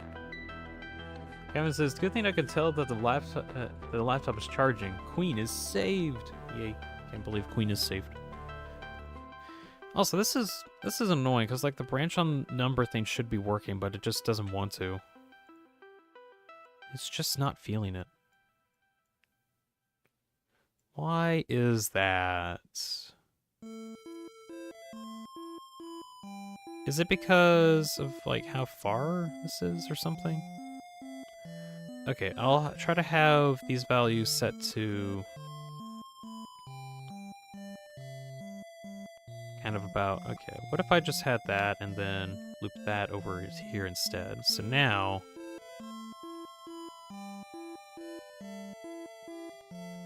okay, that ends up kind of being what I wanted anyway. So I'm gonna take those out.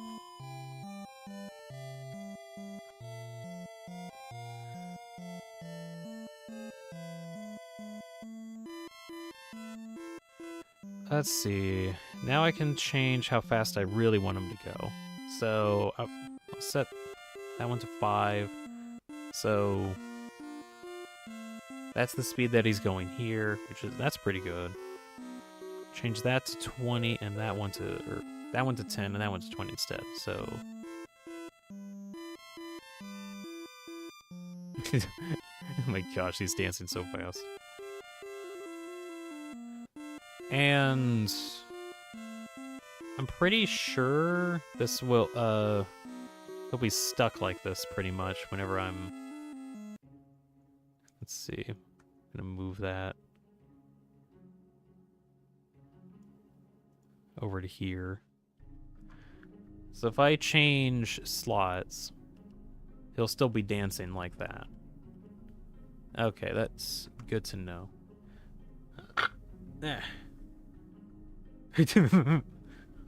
Let's see. Shadow's got a line from a FNAF fan game that he's voice acting. Redacted name. Excuse me. Redacted name due to support. Almost killed me. He bit my arm off. Look at it. That's all I'll say. That's a neat line. Oh wait, can I? So if I'm in a different area, I can also press Alt and then... Yeah, I can press Alt and then it also updates it here too.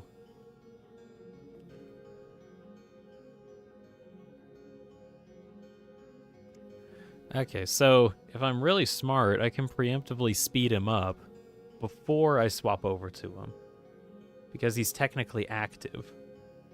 And then, like, I can swap back to here and then slow him down and go back to that whenever I want to. So that's something I'll have to keep track of, but that might actually be kind of neat. Okay. I'll say the dance emote has been added in. Jeez, look at this lag. Observe the lag.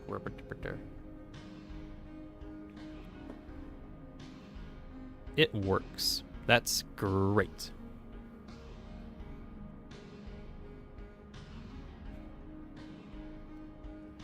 Mods, give him a lollipop. Mod.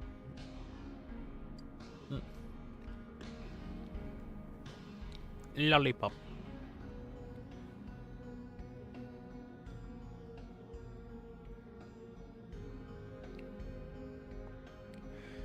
Okay, well that's great. So that's the dance one in. Will I be able to do something similar with the freakout animation?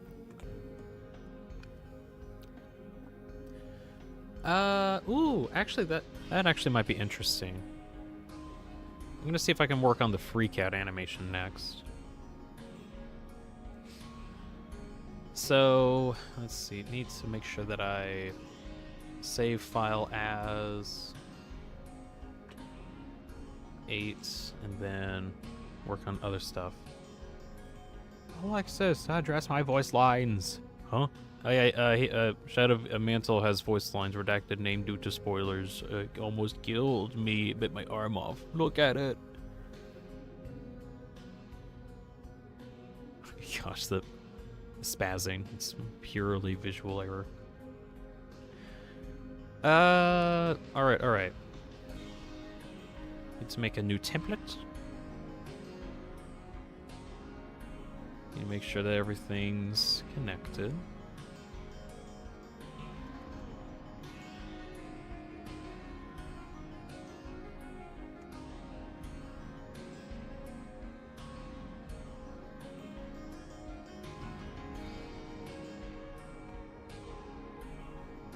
I feel like I just need to make a bunch of these templates at some point, but it gets kind of annoying when I have like so many to do. Let's see.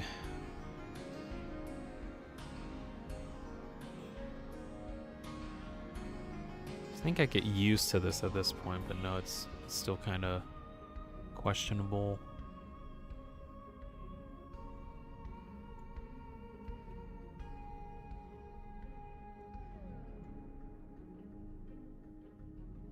Or questionable what everything goes to, so I'm just doing this to make sure everything's connected right.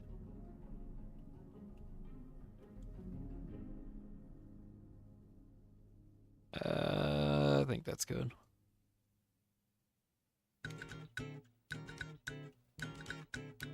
Woo!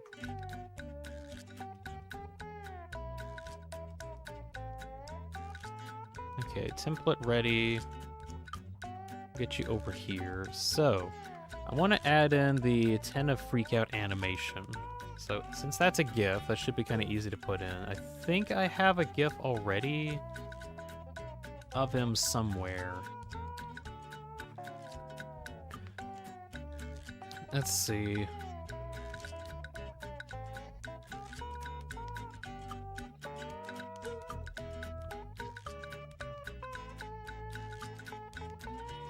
Let's see, Tenna GIF. Do I have the freak out? Yeah, I do. Okay. So we'll import that. And there you are. Put that over here as a new layer.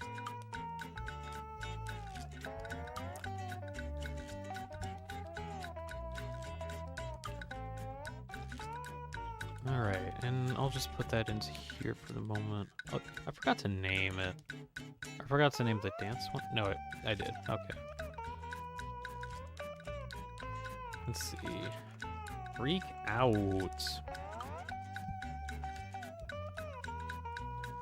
Alexis is gonna go get ready for chemistry lab. Gotta just potential dangerous substances I'll be manipulating. Don't want it to go kaboom. All right. Well, hopefully they don't go kaboom. That would suck. Good luck, Alexis.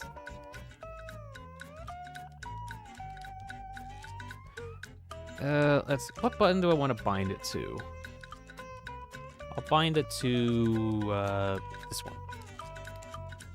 So now I gotta go find it. So it's over there. You are. Okay. And what button are you exactly? 17. There we go, just so I can remember what button that's bound to.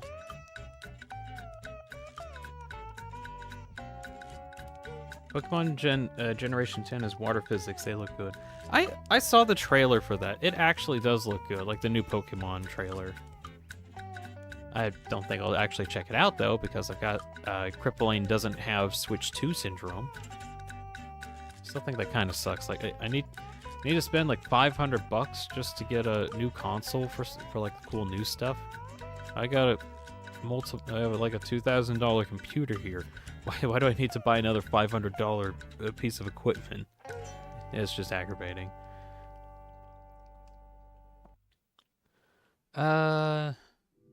Okay, freak out. We'll go off of Tenna default pose so that we can make sure that the scaling or the positioning is correct. Have him about there.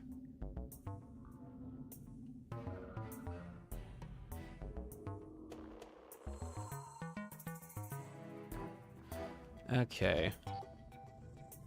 Image slice, region, or grid? What does that do? Slice count. Oh, that's like a weird cropping. Weird cropping amount. Oh, that's interesting. Region. Slice size. Okay, that might be interesting to check out at some point. I don't think I'll need that right now. Blend mode add. Hit. Subtract. Ooh, that looks weird. Multiply. There's multiple Tenna. Screen. Screen. Overlay. Normal. Put it to normal. Blood moon? Oh yeah, that new thing. There was apparently a lunar eclipse last night, and it was apparently the blood moon, something like that.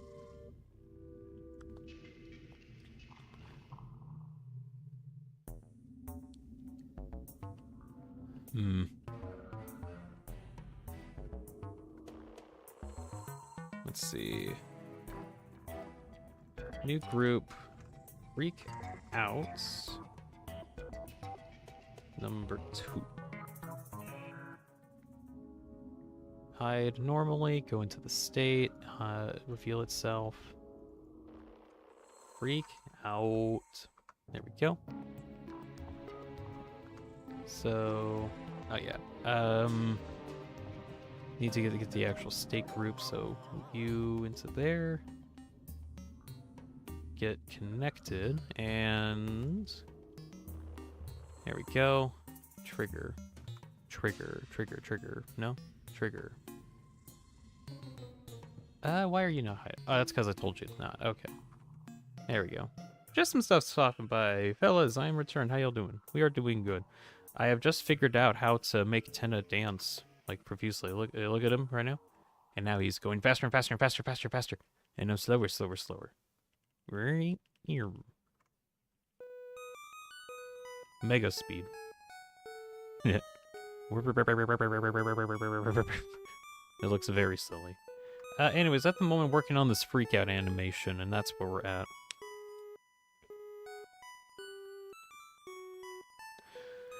I don't think I need too much, like, scaling modifiers for this. I could have some, but I think this is going to be very related to, actually, let me move that over here. Move you here, and so it's going to be kind of similar to what I had before, where I had a random number generator choosing where to go. But, how do I want to do this? It's going to be kind of interesting.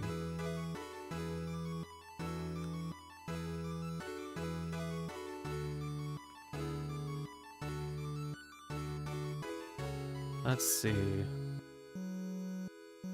So I have a similar counter setup where, oh, can I get the, let's see, give me info of these two. Thank you.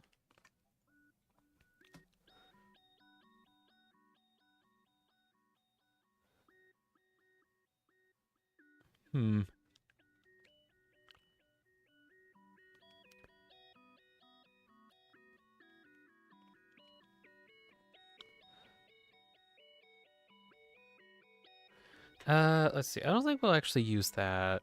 Can I have... Is it branch on number? Look, here is the number, and then we have various inputs based on that. Or does that even work? I don't know. Oh, no, I think that actually would work. If I have a random number generator here, has an output. What would be the output? Max of 3.24, minimum of 0? Sure. Go into decimal mode and let's see, have a repeater. Generate on true, and this will be playing at 30 a second. Right? 20 a second.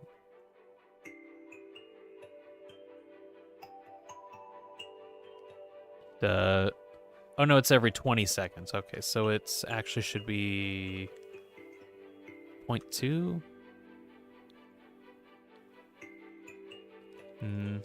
Let's see, 0.1, and I think that should be like 60 a second, yeah.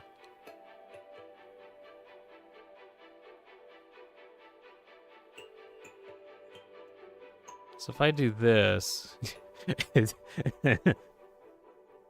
like spazzing in and out. That's kind of funny.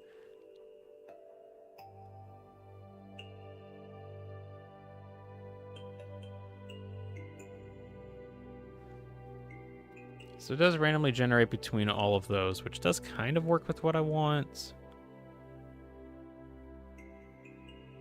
But not quite.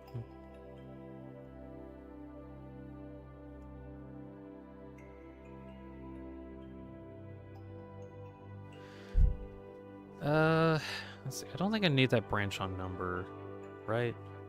Yeah, I can just put that in here instead.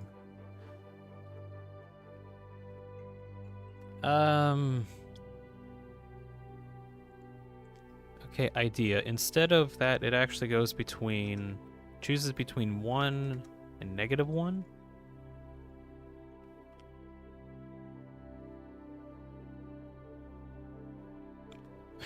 It's so spazzy. Turn you off for the time being. Jester's back, hello. And the Jester's gone again! Darn. Tenna dancing crazy style to Raft Ride is killing me. You should have been here earlier. There was a part where he was, like, setting everything on fire. Like, actually, I had, like... Where is it? I had burning fire everywhere. It's gonna look weird, but there was burning fire. Just kind of everywhere. He was dancing up a storm earlier. Alright, I'm gonna get rid of all that fire. Get rid of the burning fire. There we go. Alright, get back to the freak out one. There we go. That's silly. I have power to transfer all of my files into my cloud. Yeah, but then it will be in the cloud and it won't be near you anymore. Which, that would suck, definitely. Let's see, integer or...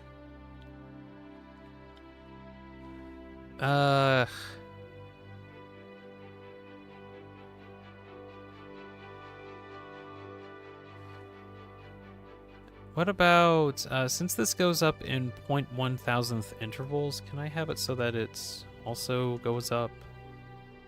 It chooses between either a decimal of 0.001 negative or 0.001 positive. So it chooses... actually, it's ended up choosing like three different states.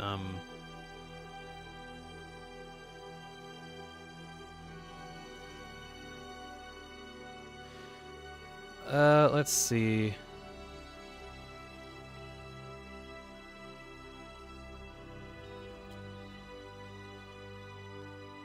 How do I want this to work? I want a number to go up based on that. So do I have to like constantly store the variable?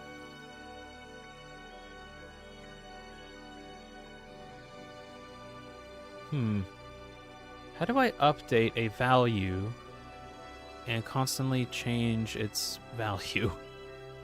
So if it starts at 0 and then randomly goes up or down by this amount, how can I change that? I know I can like add. I can add that to each other and then I can do that. But that's just only one frame. So how do I add it on top of each other?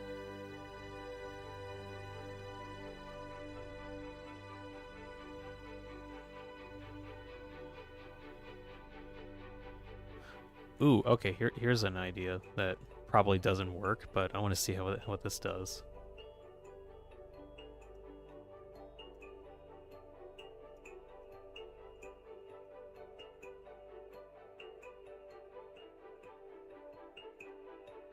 Have multiple smoothings. Multiple smoothies. Over the course of 5 seconds, does that work?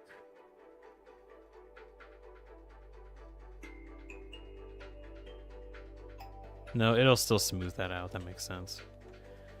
Does Vidotube use Python or it uses its own coding software? I believe C#, but I don't know for certain the exact programming software that it uses.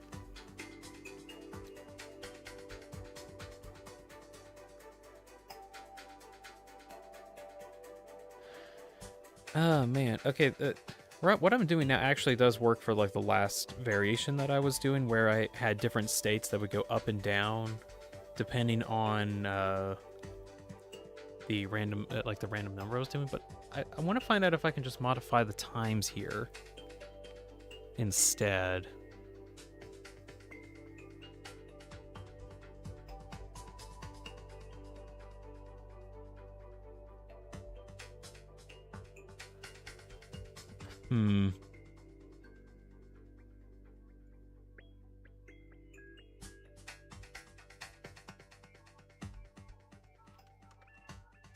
Does that do much? No, that doesn't. What are you trying to do anyways? That's a good question. The idea that I had is there is this the freak out animation where Tenna kind of spazzes out like this. And I had a version of this before where I had like every single sprite of the animation bound to different states, and then it shifted between those states because I actually had control over that, which I kind of don't like that I might actually need to do that again, but that's a lot of sprites that I need to add states for. And I just kind of found out that I can adjust the timing of this, so I'm trying to figure out if I can like change how it's doing its timing. Like, let's see. Oh, wait. Let's see. Boolean delayer. Let me try something like this out. So tries to fill up and empty out. Maybe have a duration of 3.24. Ooh, okay. I think I have something. So the duration of up to 3.24 seconds. Right? Maybe let me try something.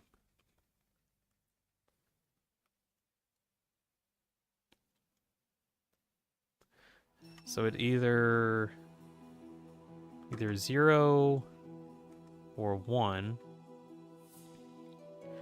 Do I want 0 or 1 or... Okay, 0, 1, and then add it to -1? No. If it is 0, be -1. That's what I want it to be. The idea is... What? No. What? Shoot, what am I doing?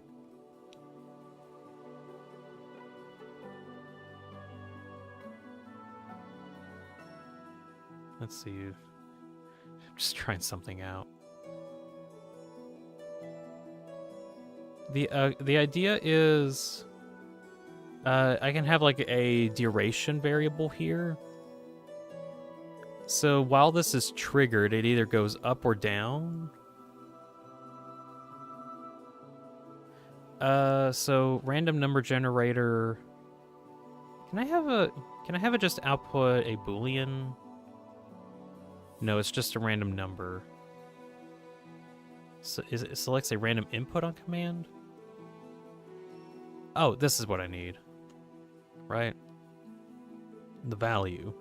Let's see. Output a value of Boolean true.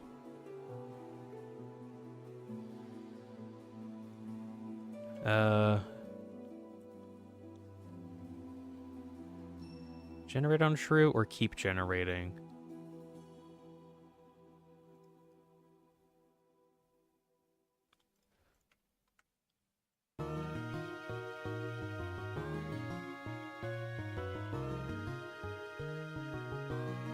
Repeater. This is also a lot of me trying to figure out what I want to do as well, so it's not just something. Oh, I can have different outputs, okay. Value of false instead.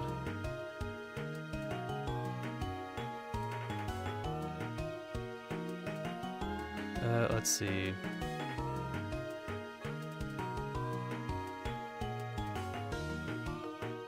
So change that.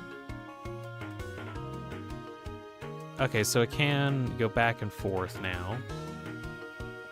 Let's see, update every 0.2 seconds.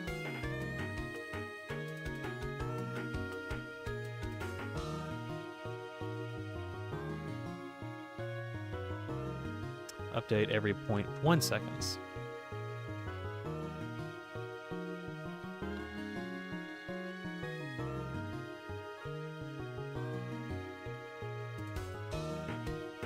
Okay, so now there is a variable that's coming out of that. So, no, not add. I need multiply. Multiplies a value based on the duration and then multiplies it by Boolean output, right? Yeah. So now he kind of times himself a bit.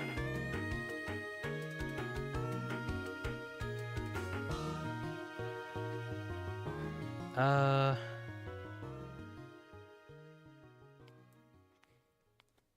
now it's favoring going, like, too far. So maybe I might need to figure out a way to reset that. So how can I reset that? It looks so silly. How about on fill up, and then it starts resetting.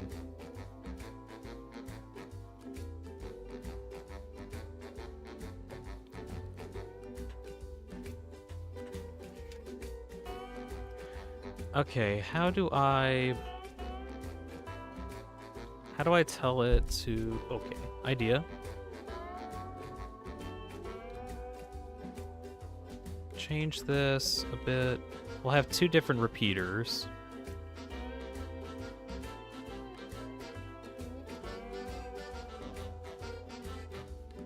And depending on which one, or after some amount of time, it'll play at different rates, right?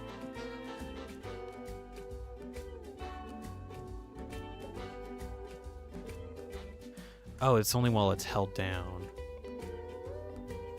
It looks so silly. Holy mama mia. So then that'll trigger every now and again, right? Value of true, value of false. Oh, let me put in a latch instead.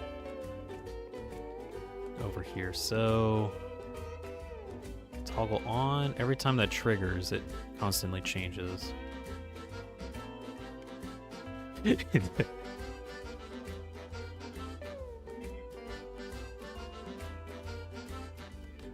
Alright, well, this kind of works.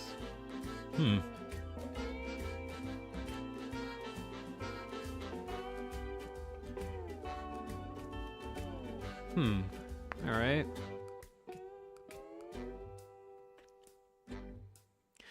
Is there a way to speed this up at all?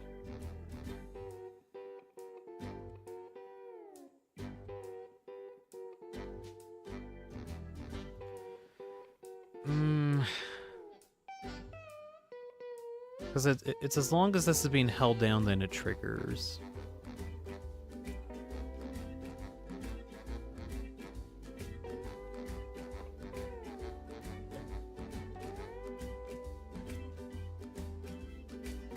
But then whenever it fills up, what happens? Because it'll be filled.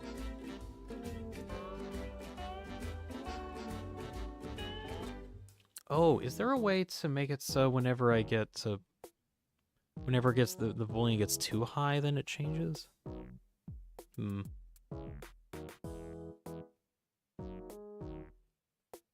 happens if I multiply that? Oh, geez. Oh, stop. Shoot.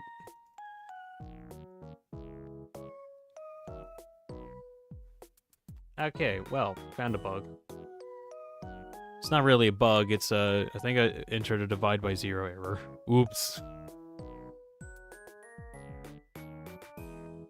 Yeah, shut it down. Oops.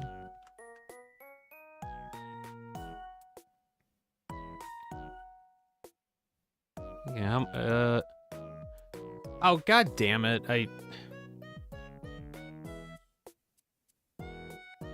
Well, all that progress is lost. Damn it. I didn't save, and then I accidentally did something that, like, caused a infinite loop problem.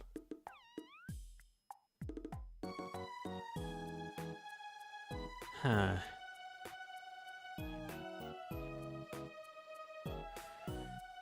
Gosh, do I want to do the import everything idea? I don't like that, though. I don't want to do the import everything solution and then have all the states bound to... or all the different sprites bound to different states. Because, that just takes a while. That'd probably be the easiest thing that I can do, because I can, like, modify it a lot easier.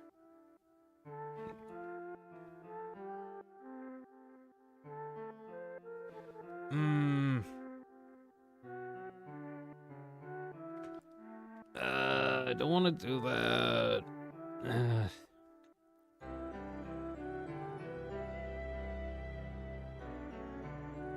I'm gonna flip a coin. I'm gonna flip a coin if I want to do it the state method or continue trying to figure out the gift method.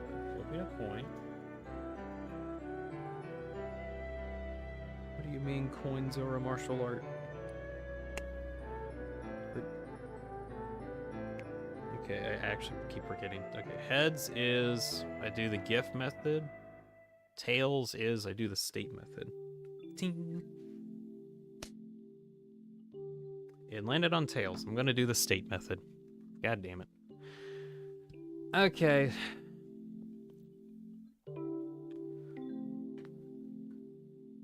So luckily, I've already done like some of the code for this, and not only that, there was like somebody else on the VideoTube Discord that saw my video and sent like a video example of what I could do instead to make it work. So I'm actually gonna probably make this code off of the thing. This is from shoot, what is their name?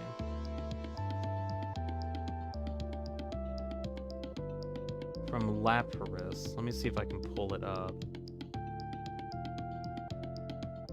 I'll like pull it up on a separate window.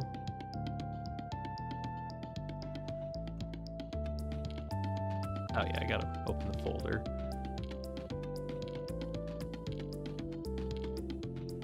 Do you open? Of course you don't. Why would you? How would you like to open it? Yeah, use the media player to play the media. Yes. All right. So this was like some like a code suggestion from shoot. What's that? Lapsus from the VideoTube Discord that saw my video. So this was like some code that they showed off, like, oh, here's like a better way to do the freak out animation thing. And I'm like, huh, you know what? You're right. This is actually pretty good.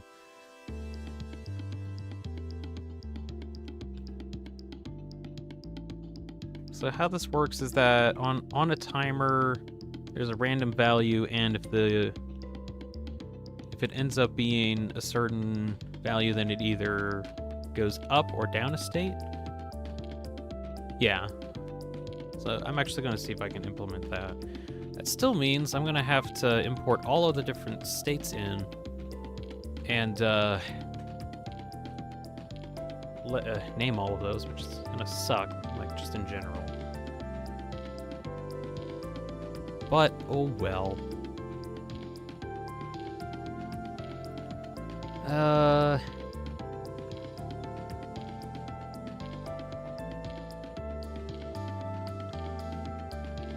Where do I have there it is. It's a lot of sprites.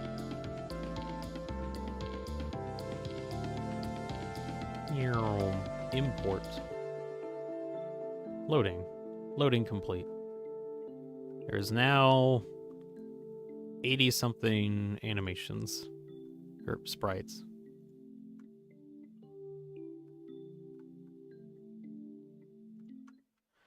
Okay, and just port those all over there. Look at that. Look at that amalgamation. A beautiful amalgamation. Observe it. It's wonderful. It's actually horrible. I hate it. I hate it so much. Grr, I'm angry. Hate it. Okay.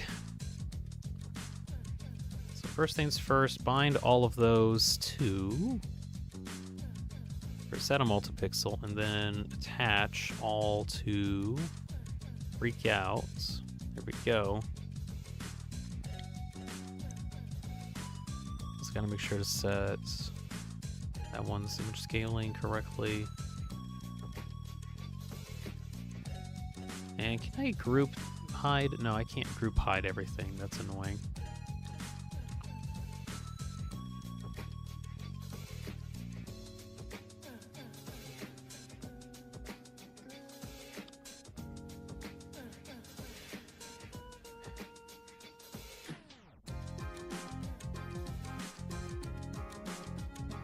Kind of glad at least with the let's see what I'm trying to think about what could be done if I use the gift method, because I think that could be easier. The problem is I have to have like, oh, if I hold down the mouse button, then I can actually like mass hide things. Okay, I didn't think I had to click or whatever. Okay, new thing I found out. Cool.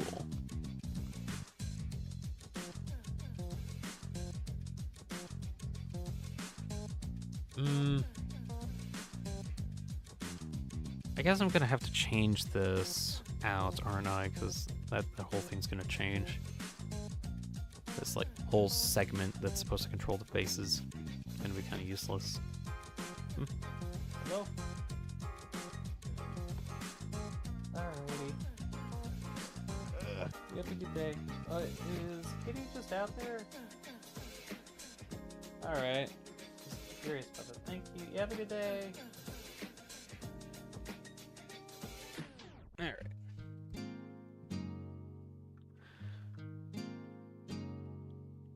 So yeah, I think most of this whole section can be either scrapped or something, because I don't think I really need all of those there. I'll just kind of have them off in the corner if I want to do it.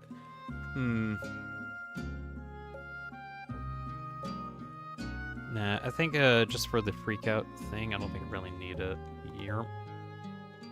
Let's take those out, so it's going to be kind of a fresh look.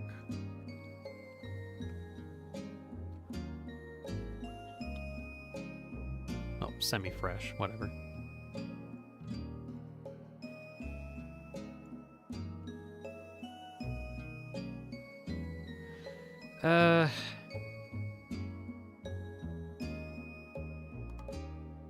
Let's see, rename this to #1. And clear the visibility of that. I'm gonna have to do this for every single state. Here comes the fun part.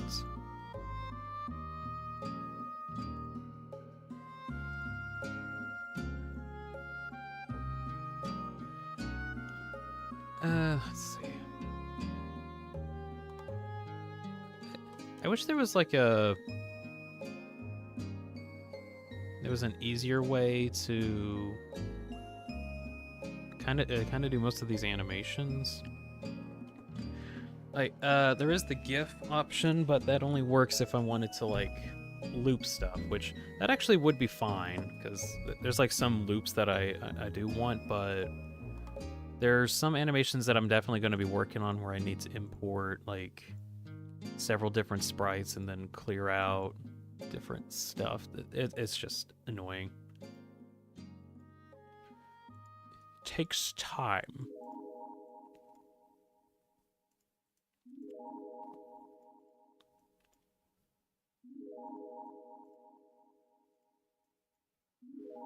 Time that I just kind of have, I guess.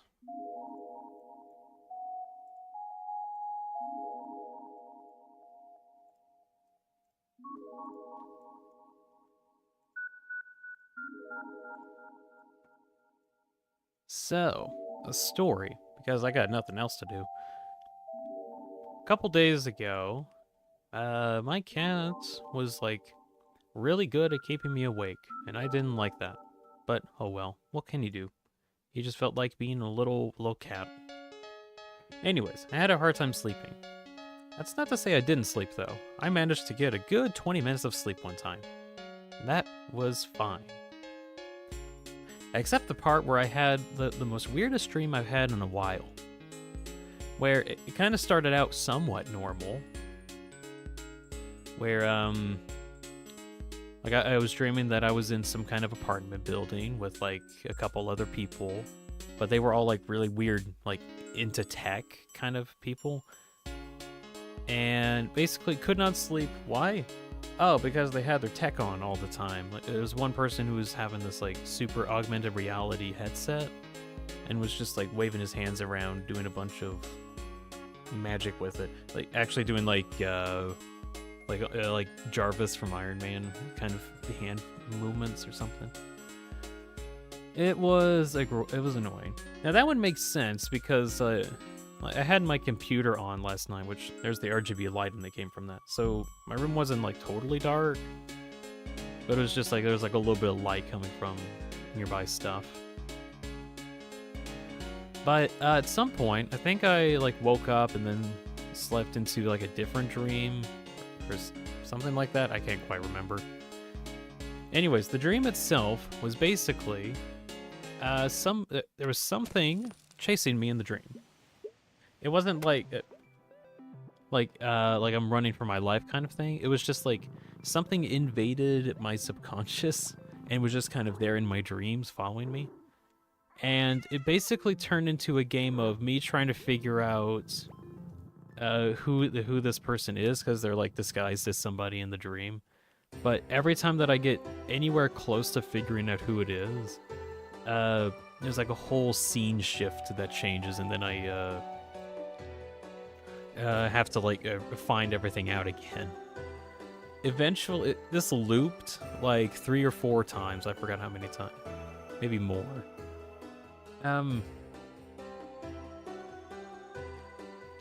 The culmination of the insane dream that I had, it was Friend. It was probably Friend, yeah. But the culmination of it is like I think I eventually confronted the intruder, and I was like, you're the one that's been causing this problem this whole time. And then he was trying to do like his escape tactic of like hiding away. But then I did the 2000 IQ play, and I closed my eyes. Because apparently I had this idea that as long as I don't perceive it, it couldn't hurt me or it couldn't do anything. And it worked, apparently. Because the thing itself, or whatever the thing I was fighting against, was like, hey, no, you're not supposed to do that. Oi, perceive me or something, you should be. Well, the thing, and while I had my eyes closed, there was like a little bit of like an image of this friend starting to appear. So as in like, oh no, it's invading my subconscious. Oh no, that's terrible. Wait, I have an idea. And then I literally blanked out my mind, or did something to like blank out all sensory input. And whatever image that was being conjured to be this friend person ended up like evaporating almost instantly. So I wasn't perceiving him at all. So I won? Question mark. What did I get for winning? I woke up. Like as soon as I like concluded that thought, I immediately woke up. Which I thought was kind of weird. Like, finally, I got out of this and I'm awake. Am I actually awake? Yeah, I am. What was that about? My dreams are like a shattered mirror of places that I know. Oh, that's a cool one. I wish I had like normal dreams. No, I have to fight against like dream specters, apparently. Which isn't like too bad, but like I gotta fight against dream specters. New word. Next Toby Fox, you gotta make that a game. How am I supposed to make that a game though? I could. Yeah, okay, I'll say this. I have thought about at some point making a game, but the problem is that those take a very long time. And the kind of game that I want to make is like, all right, here's like the overarching idea I had for a game, where it has like several layers to it, but the idea is it's mainly an RPG adventure game, but it has it's a fully functional game that you can actually play, and it's pretty good. But at some point you actually find like quests from NPCs from previous versions or like previous states of the development of the game. Like there were 3 or 4 different RPG games that were made before the one that you get access to, and all of those previous versions are technically in the code. It's just every now and again you find like random side quests for areas that don't exist. So it's like, wait, why is there a quest for something that doesn't exist? That doesn't make any sense. And it turns out being a mystery of diving deeper and deeper into the actual code of the game to find like previous versions of everything. But to make that actually work though, it needs to be like whatever the base RPG that I make has to be actually good. And then like you find out, wait, there's another RPG beneath the RPG. And then like somehow make that one also incredibly good. But then on top of that, make a third layer. But for that to really work out, it's like I need to make the third layer first, and then like rebuild the entire game two more times afterwards to get like the full effect. It's like an idea for a game I had. Of course, that's like really difficult and hard to make. It's a ridiculous idea. Gavin says nightmares are like something has arrived with the shattered world. Something's here. Oh, I like Dark Souls. Something's here. An invader is here, or something like that.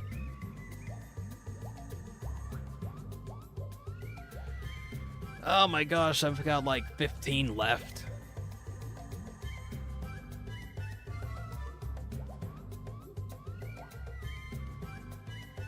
I'm almost there.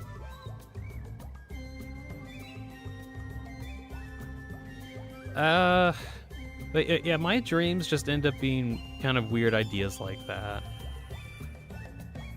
Where, like, they just, like, fold in on themselves. Like, oh, we've entered the new mirror world, where things get really weird.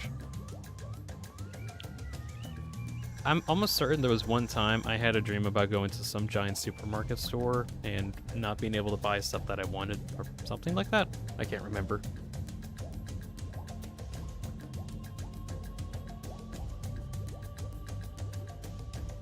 It was a waka.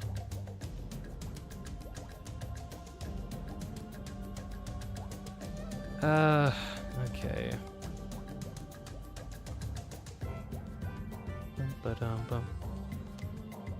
You know what's good about using Tenna as like the base avatar for a lot of these things? His sprites don't take up much data. Like they're really small. Like a few kilobytes or a few hundred. They're tiny.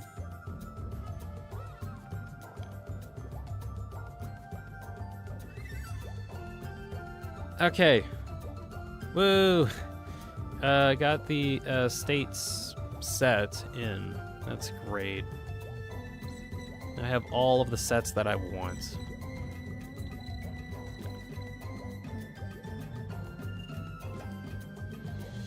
Let's see, hide all of those. No, hide those, yeah.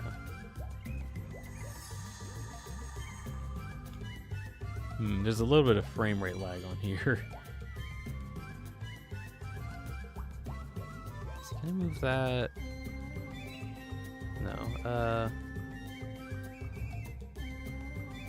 Yeah, hide that selection. There we go. All right.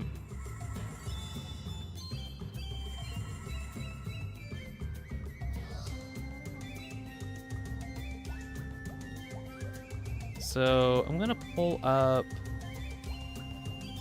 the footage that that one guy sent. Again, this is from... Shoot, what was this from? Lapsus. That was over on the Vidotube Discord. Recommends making this while I'm swapping between everything. Or,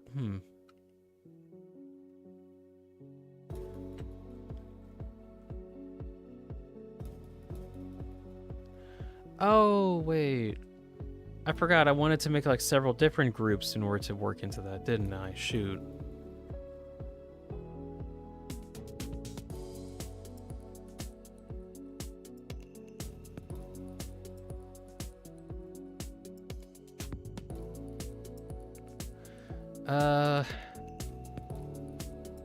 Okay, this does still work though.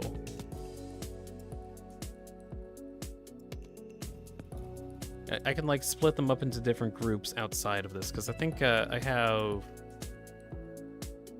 Yeah, I can make this work. I can make this work even still. All right, so I'm gonna have that as like a reference. Turns out that might not actually work out, at least with how I got this set up at the moment, because I did other stuff, so I'm gonna have to try something different. Malphite says, imagine a game that baits you into thinking it's a walking sim, but when you keep walking, you gradually start sprinting, and then a monster's chasing until everything's in chaos. Oh gosh, that's an idea.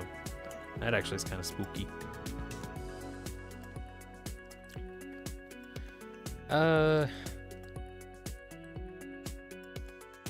Let's see, so what do I want here?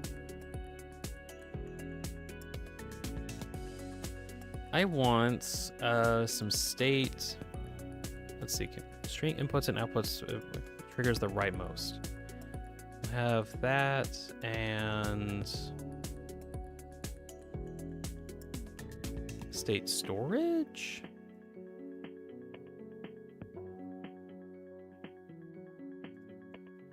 Let's see.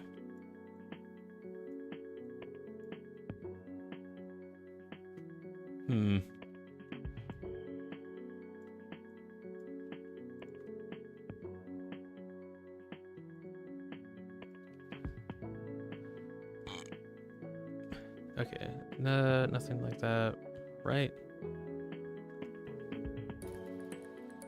Let's see, Boolean state.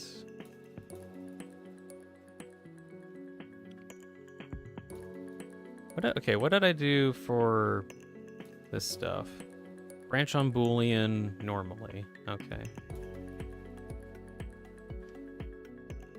Good a game? Let's see.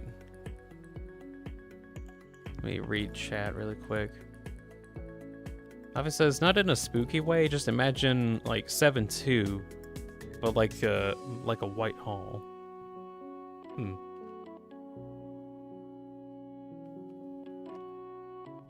I can't imagine that at the moment. So, let's see, 7-2 was the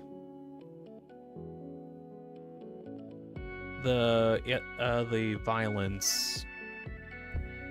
It was violence against the machine, like the violence machine guys. Is it signal state event? What do I want here? What does this do? Okay, when I assign, so that's not what I want. It's gonna be hell if I have to keybind everything. That'd be really funny though.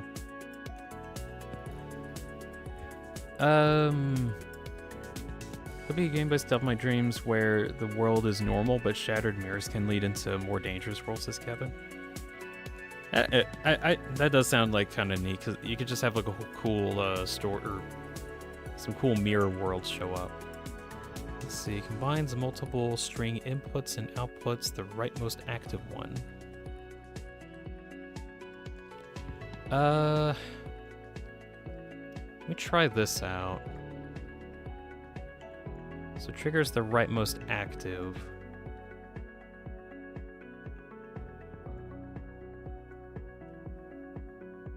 So there are 80 sprites. 1, 2, 3, 4, 5, 6, 7, 8, 9, 10. There are 80 sprites. Good job, you did it. Bum, bum, bum, bum, bum, bum, bum. To the bottom of the mind control facility. You jumped on the catwalk. You should have been careful. Should have been careful. Used to be a bug, but now it's an ending. Now it's an ending. I believe in you. I believe in your ability to cross this barrier. Chase your dreams. The railings don't mean anything. Good job, you did it. Good job, you did it. And these are gone. Sometimes also the notes just disappear. I think that's just because of the lag. Good job, you did it. Dangerous people are dangerous. This is a true statement said by those that speak facts.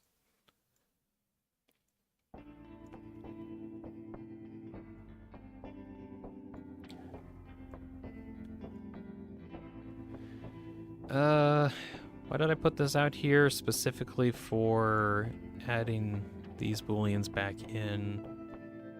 Because I forgot to make sure I had a in and out animation. So this is going to be the base one, I think. So let's see, unhide you, make this guy appear, and oh, I just realized I'm gonna have to like, can I group position all of these and it not like take forever?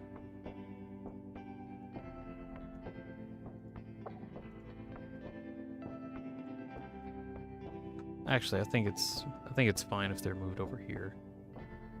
New pin.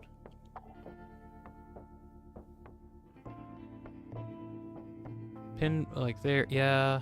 I think that works out because they're just kind of in the center anyway. Pivot off of pin, thank you. And then all the rest of these have attachments, yes. Okay. We'll hide that for now.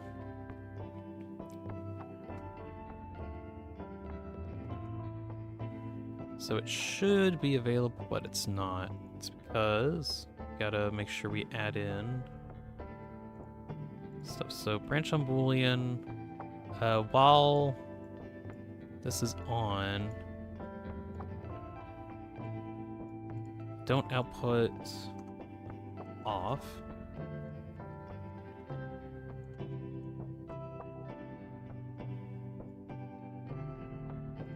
So let's see, this will be the rightmost.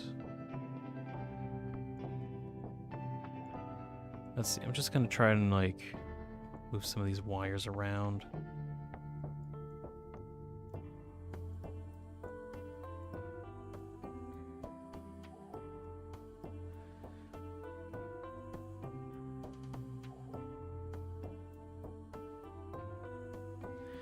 Okay, so those will be off by default.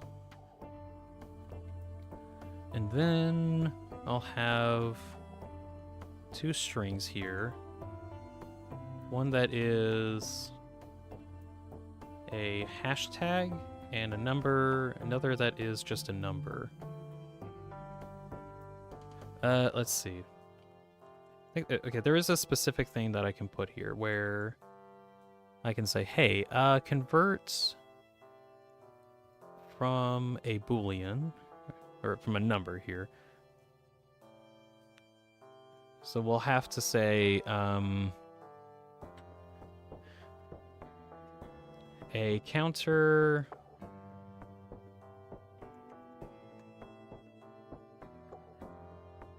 that goes up to 80, perhaps, just for now.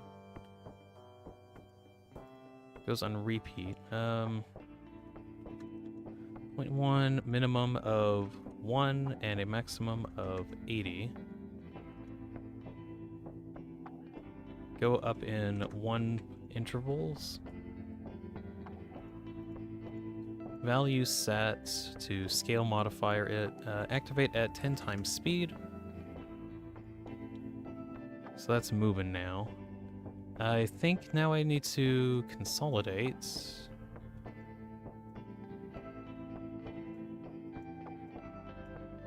Those together. Put that in, and there we go. Speed it up again. Once more. There we go.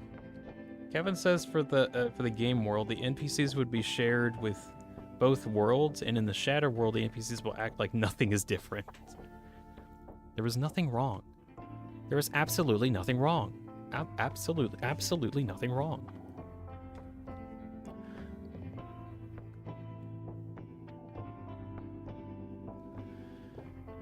Okay.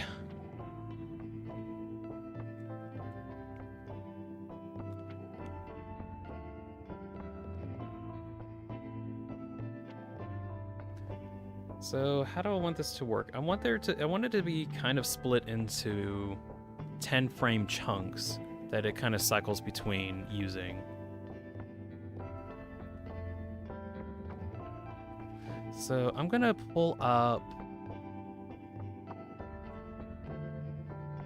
I'm gonna pull up my old version of how I did the freak out and see if I can base it off of that and just make a better variant. So the freak out variant, okay. So how I have this one working is I have like an in and out animation, and then it kind of goes up and down through that. And I have a random number generator that picks between different grooves. So this only worked because I had all the groups on different states on different groups here. So that was able to choose between different states to be in, which that worked. That's not going to work here because I foolishly, like a foolish samurai, did not do that. And I don't want to redo. So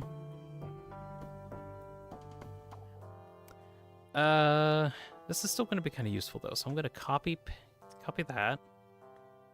Go back into here and paste that in. At least I can do that.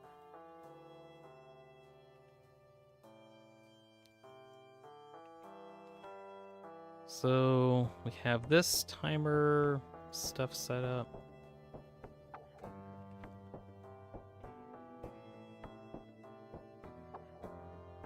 So it goes from picking different 10 values.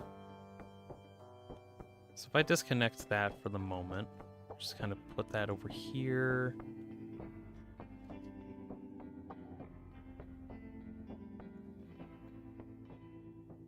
I move all that. Yeah, there we go.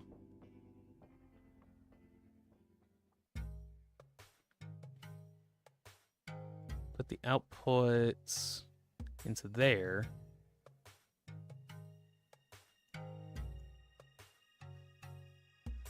All right, that works. That does work. Now, how do I choose between different frame groups?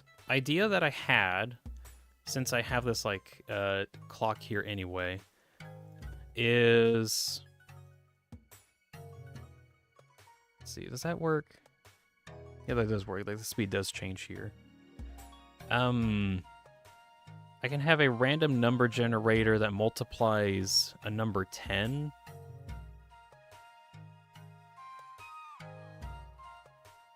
So let me see.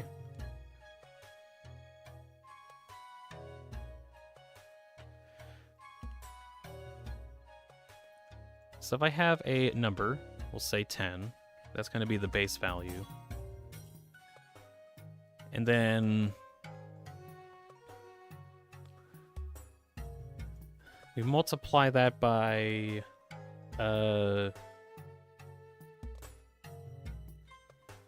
let's see. Make a random number generator. Do we want a random number generator or no, I mean, yeah, we do, but that's just if I want to Hold on. I'm gonna check the other guy's thing.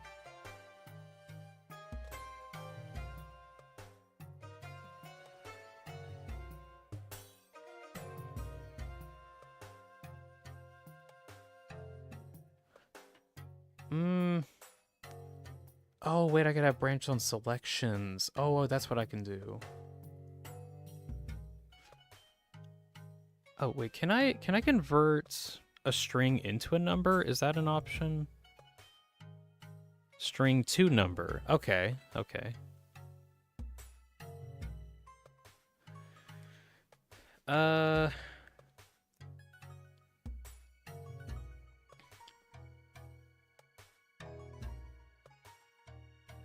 let's see, we'll have different strings here.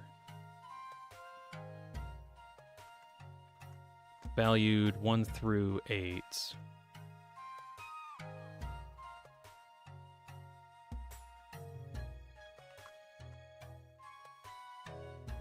Four, 5, 6, 7, 8.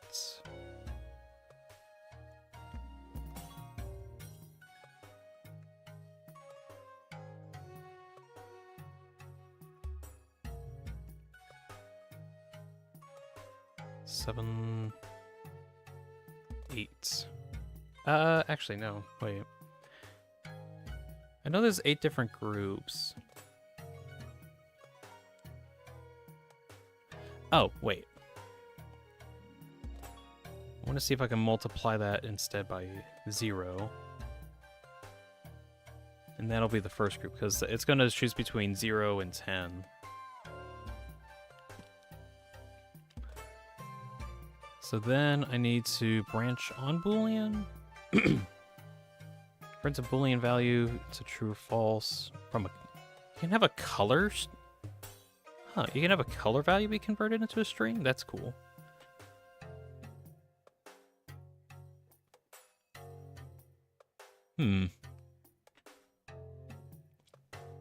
There's a lot of stuff in here. There's a lot.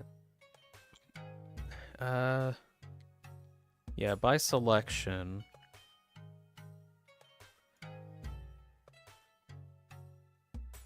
And then this is how it chooses between the different states. Well, not able to get the laptop today, says Kevin. The money will not be out of the bank until Friday. Darn. That is unfortunate. You will not have access to the very cool laptop.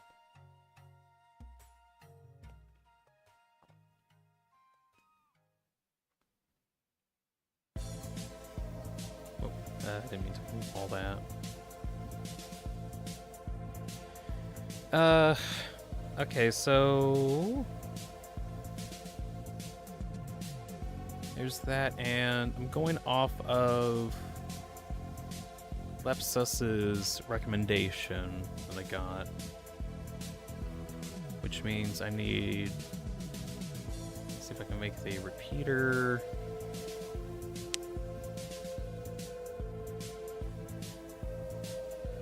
Two and statements.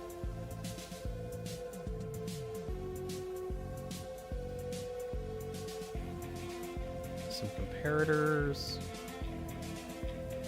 Not their actual name, it's just remember from the from Minecraft.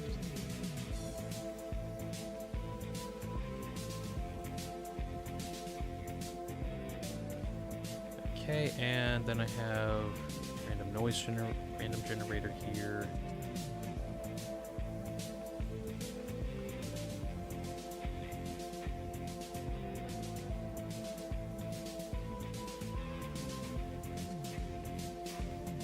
Generates a random number.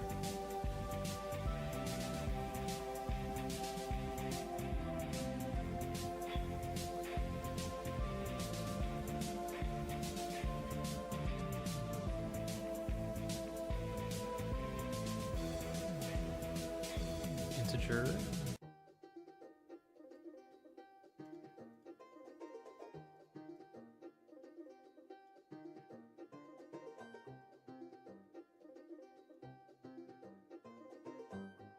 Okay. And then link those two over here.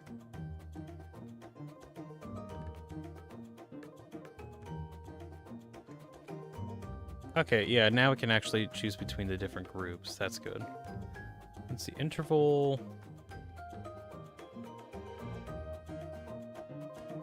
Make it every 2.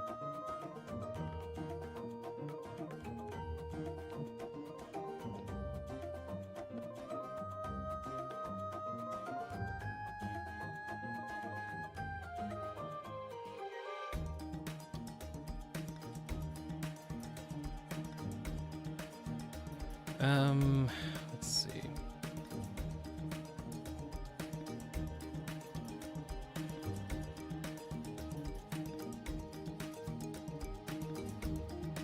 So that gets converted into here, which then will have a multiplier.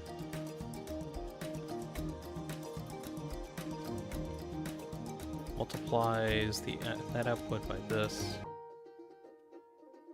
Which then, I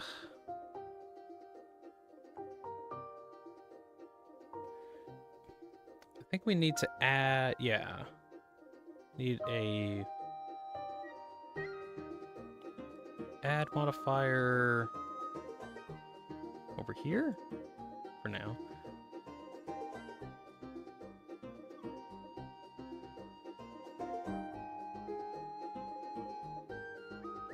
Okay, yeah, that does work. That's cool.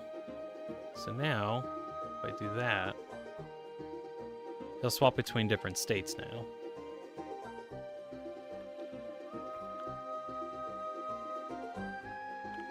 That is cool. That is cool indeed.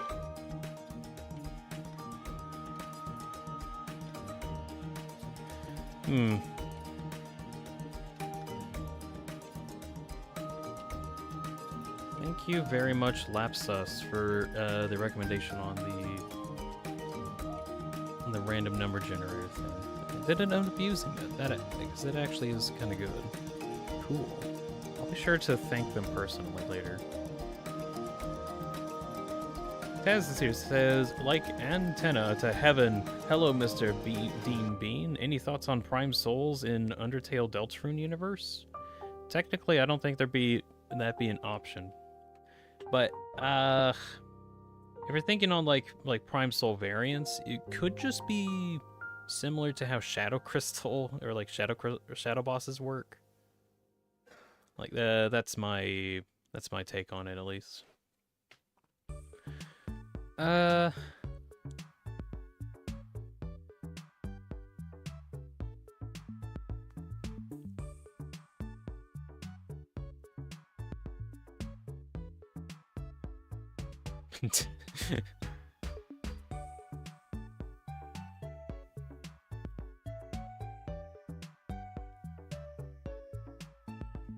This looks very silly.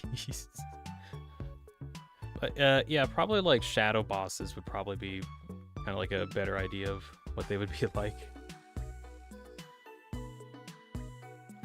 Oh, I want to try add in a signal here.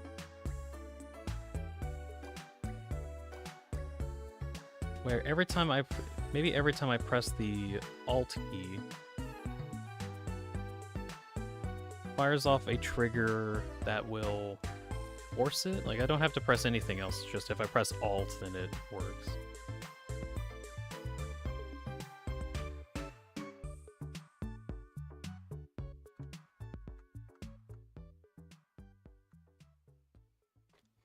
Mamma mia, can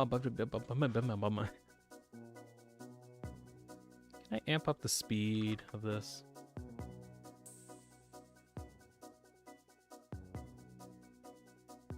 Ooh, why is it stopping?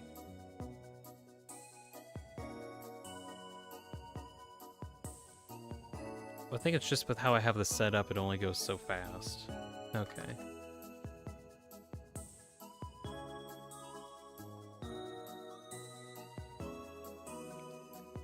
I think it only works at like a certain speed, and then it doesn't work very well afterwards.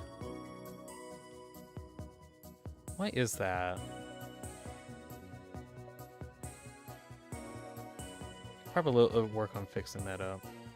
Tez says, Prime Souls have enough will and determination to manifest themselves outside of the physical body. Maybe that could be allow them to make them complete opposite of Titans, like pure light versus pure darkness. If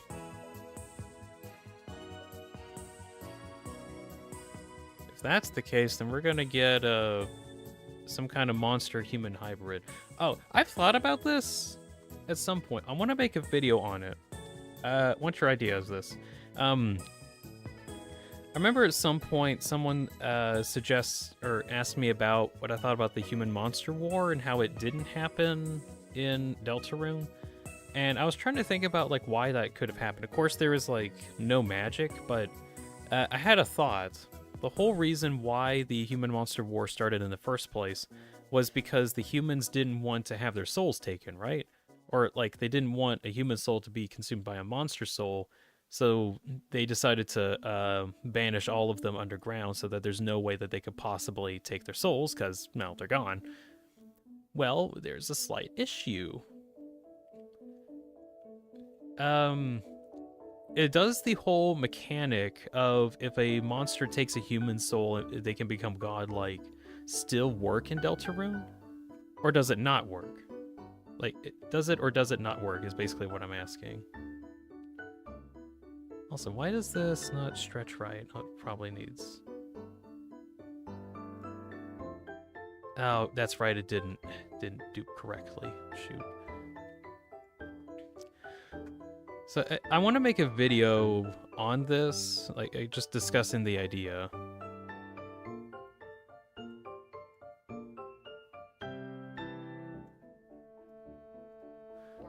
And still need to like research it some more, but I just kind of want, if anyone's like interested, just a general, yeah, maybe that might be a thing.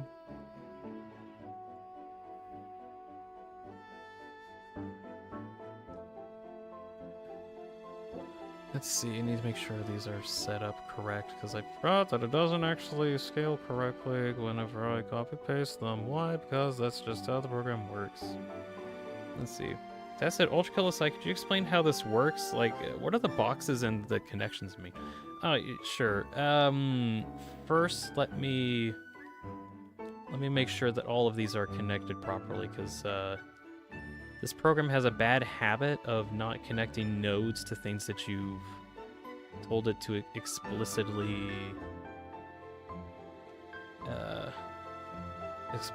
copy-paste. It's just not that good at doing that for some reason. Let me make sure all these nodes are correct, and then I'll answer your question.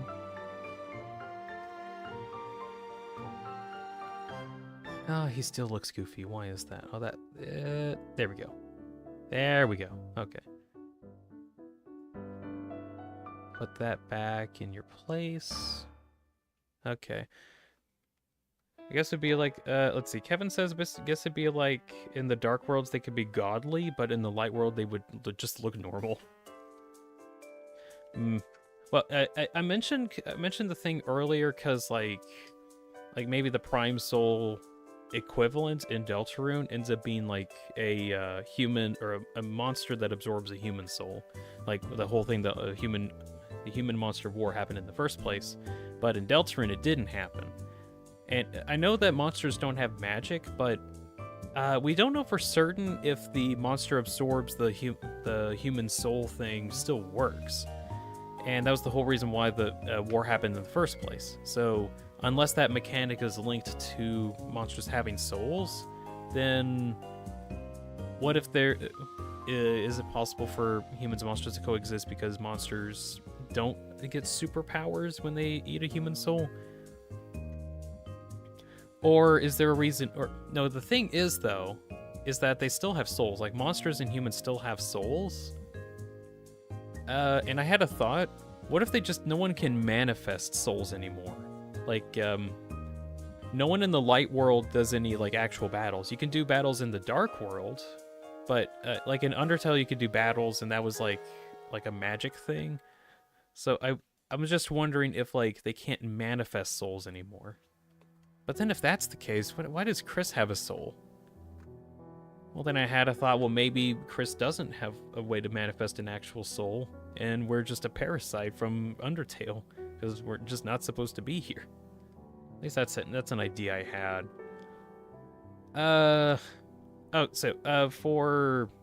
Taz, I'm gonna talk about this. So this is the Tenna Avatar Dynamic Project.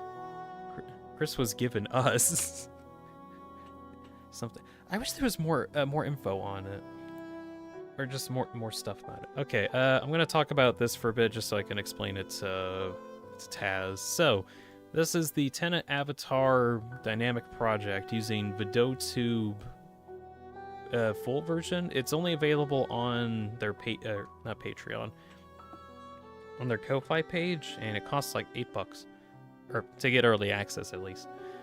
It is a PNG tuber program where you can program in a bunch of stuff. Now, this whole thing is incredibly complicated for what I'm actually doing.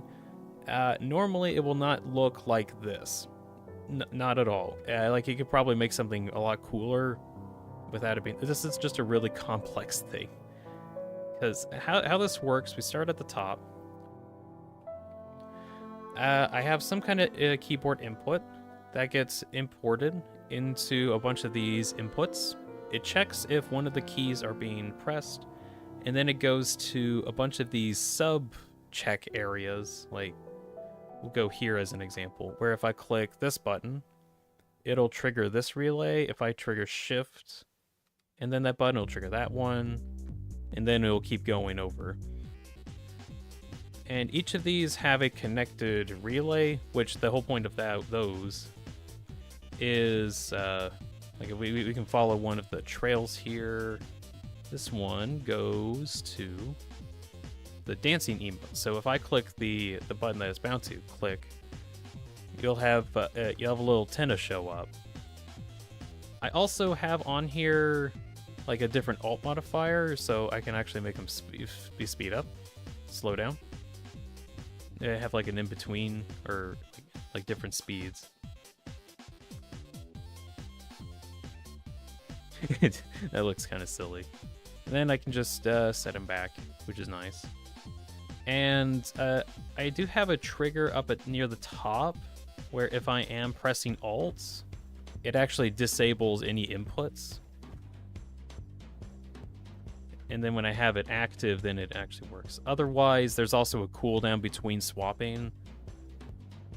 So whenever I swap between them, it at least gets a bit of time. I have a bug where if I press 2 or multiple at the same time. Oh geez, that's a lot of Tenna. Look, it's us, the Tenna man. The Tennas are here. We're all here.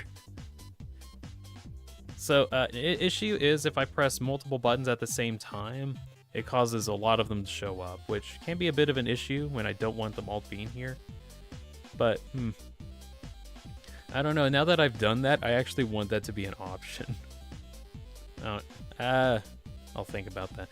I think I could fix that by like adding in some delays on all of these inputs so that it can only detect it like once every 100th second or something. I think that would actually work. So yeah, there are 48 different checks that it can do. So there are 48 different states or poses that I can be in. And so far I have this one over here for the default state, where if I press the default state button, then I go into this pose. There's also point up, point at you, point right, point left, a blossom, and the blossom also has a toggle where I can press Alt and this button, one of these buttons, and then it will have a little flower animation, which looks kind of neat. Also, just for today, got this freak out one where if I press Alt, it'll get freaky. Or, one sec. Maybe I need to change it so that there's like another way how I can. Oh, yeah, loop selection. Yeah, loop it.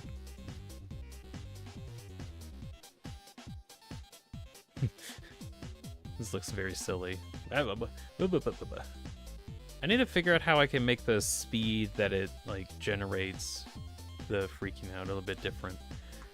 Let's see, other one, I also got the dancing, and I showed that one off a bit earlier, which is kind of neat. There's a lot of other poses that I want to do, but the whole point of this whole thing is just to link to different poses. Just to show it off a bit, I'm going to move that out of the way so you can actually see. This one is the point left and point right. You can see like a little animation that plays. There are technically easier ways that I can swap between stuff, but I actually genuinely needed the amount of control here just so I can add in like this flipping animation where it does like a slight scale modifier every time that I swap to a different pose. Where there's this box over here, and then my mouse is at, that controls the going in and out state. There's another one over here for like how much I'm talking. It then produces like different face sprites. So if I go back to the default one, you can see there's a audio check here, and depending on how loud I am, it opens up different gates, which then basically it controls how much my my mouth goes up depending on how loud I am. Same thing for like for different states, you can see like the different faces, and all of them are different in their own ways, just to give a little bit of dynamicness to them. Shoot, get back. And there's also a modifier here in the middle, depending on how much I talk, which is connected to this big node here. And all it does is just check what kind of audio I'm actually doing, and outputs a X and Y value modifier, and those all go to their respective categories, which then get modified here. So depending on how I'm talking, I can also stretch myself out more. So like I can stretch more sideways if I wanted to, depending on how I talk. Or stretch upwards as well. That's another option. I can become tall, like really tall, if I really wanted to. Every single pose that I have at the moment has that was my Discord. I don't know if that went through anymore. Let's see. I need to. Let's see. Do not. I'm streaming at the moment. No. Don't ping me, people. Tenna. Get the Tenna. That'd be fun if I could just have Tenna hold a Tenna plushie. Mike, the Tenna, please. So, yeah, the whole thing here is I have little nodes, or big nodes technically, that are linked to key bindings that will trigger a specific pose to show up, and I can toggle them on or off if I want to.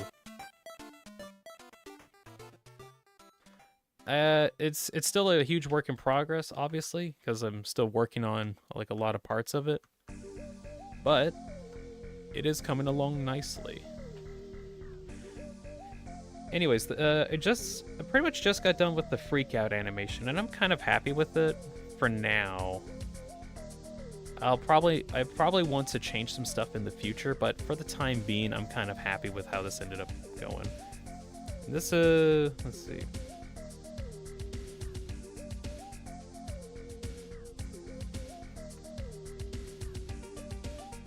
Give me 1 second.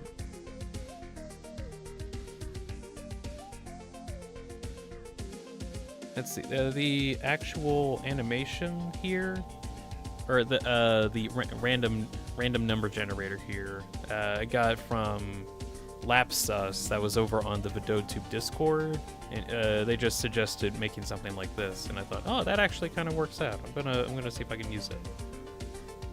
There still like needed to be some modifications, but like the base of this random generator picking like left or right kind of works. So thank you very much, Lapsus, for that.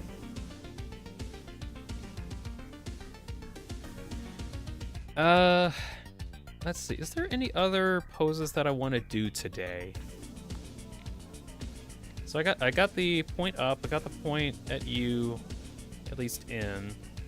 What other options do I got? I think all the other ones are going to be kind of difficult, right? Or, oh no, they're still scared that I can work on.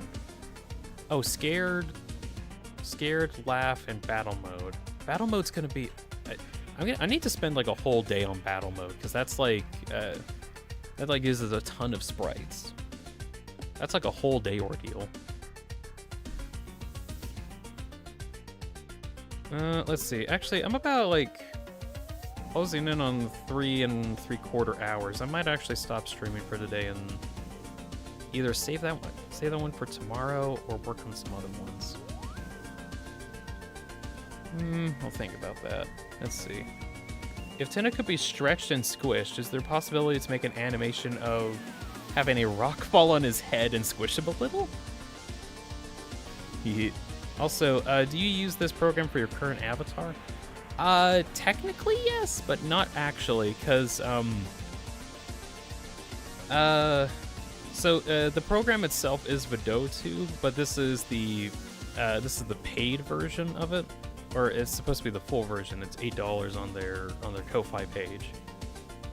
You can also visit their website if you want any more info. But there is a free version, and the free version is what I use for my my paper avatar that I have. It's a lot more simpler. Let me see if I can pull it up actually. Here it is. So oh, that looks weird. Actually, can I add in a crop filter? Just a simple crop. Yeah.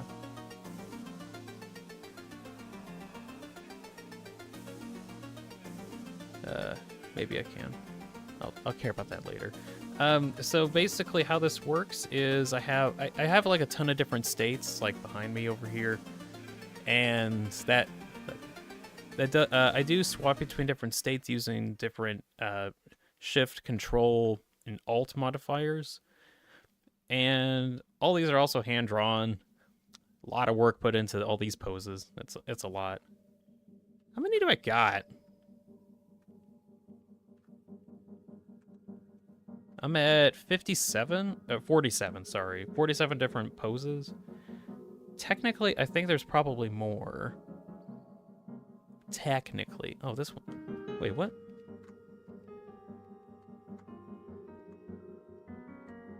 Oh, I didn't notice this one has like little stray pixels that I missed. Oh, I need to go back through all this and fix the stray pixel problem.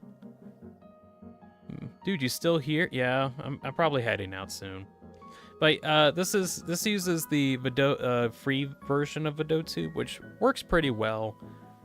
It honestly does pretty much everything that you would want to do in the dynamic avatar thing if you wanted to do very simple stuff. So like just having like one state here, then you can have slightly different state, blah blah blah blah blah blah. You have different options like that.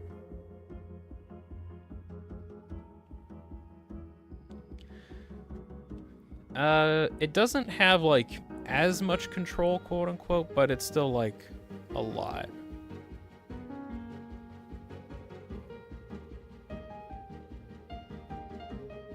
Rio says, have you heard Myrant is shutting down? I have not heard of that. I have not heard of whatever that is. Okay, I'm thinking on closing out soon. I'm getting kind of close to the 3 3/4 mark, so I'm probably going to be closing out for now. Still, this is really good. I added in a bunch more poses today. Got the dancing. Let's see. So we got the dancing emotes in. Also got it toggled so that I can make them go faster or slower, which will be kind of nice.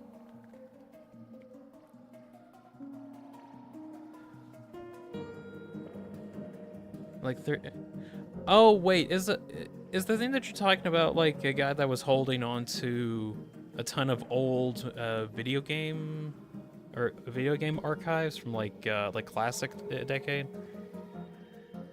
Is that what you're talking about? I remember something else like that. Tess says I really need to finally play through Chapter 3 and 4 of Deltarune since they dropped and I really wanted to buy the game and on the winter sale, but I did. But a month prior to it, I bought Ultra Kill. Both games are really good. Ultra Kill, Undertale, and Deltarune are all good. It's not just the video games. Is it also like soundtracks and a lot of other general stuff?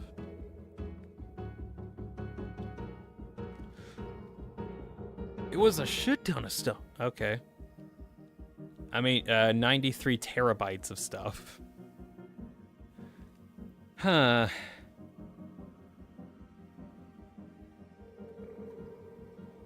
I will admit that does suck. Man, can we just, like, get done with this AI boom already? I think we've already figured out that it's bad. Can we just, like, revert back to, like, normal stuff? Can we stop destroying the economy off of speculation alone? That would be great. That would be great. Okay, I think I'm going to be ending off the stream. I keep saying that. I'm actually going to finish off now. So, got in a couple new emotes. Got the dancing one. Can dance a little faster if I want. Fast a little slower. Also got the freak out one, which that's kind of neat. Oh wait, does it? Ooh, there's a little bit of lag. Is there? Not really. I think this one doesn't have like a scaling modifier that works correctly.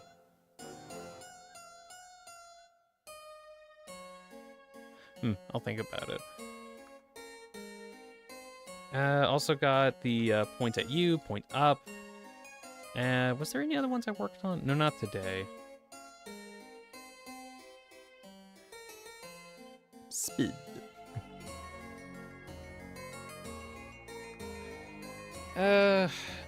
So tomorrow, I'm arguing whether I might want to go into the battle mode that I wanted to do. Let me see if I can pull up like an example. Fun fact: when I started making this, the Tenna's battle avatar or battle mode thing. Let me see if I can pull it up. This is actually like the first thing that I did when I made the program, and it doesn't use states. It actually like toggles their fade opacity. So technically it works, but now that I'm getting into like state modifiers instead, I think I can probably like use those to a greater effect instead of this, and I can have a lot more control. But I'm thinking on trying to work on this tomorrow and rebuilding it. I think that'd be kind of neat. Fire extinguisher emote. Oh, I need to add that in too. There's a lot. How many are there? There's still like so many that something else I have plans for, just because I feel like talking about it. Where the heck's the emotes? Battle. There you are. So idea that I had for him is or like for the battle mode, I actually want it to be like actually controllable, as in I have like some alt modifiers that allow me to actually control where he's going. So like if I press a button and then I actually like move a little to the left and I press a button and move back to the right, that's an idea that I have. That's gonna take like a lot of doing, but I want that to be capable, or like also to have like some kind of cool attack toggles whenever I'm doing stuff. Like I want that to be an option too. I don't think I'll get into like all that stuff tomorrow. I at least want it to be built, like get into this state first, and then I could try to add like some extra controls another time. But on top of that, I wanted something similar for the like Tenna's kick animation, where he does like a kick stuff, or he goes into like martial fighting stance.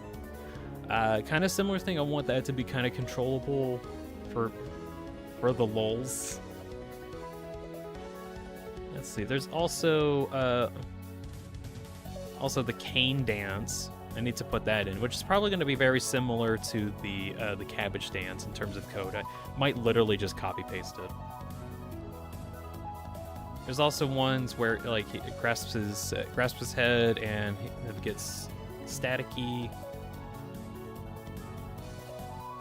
There's like let's see, what other sprites are there? There's a lot.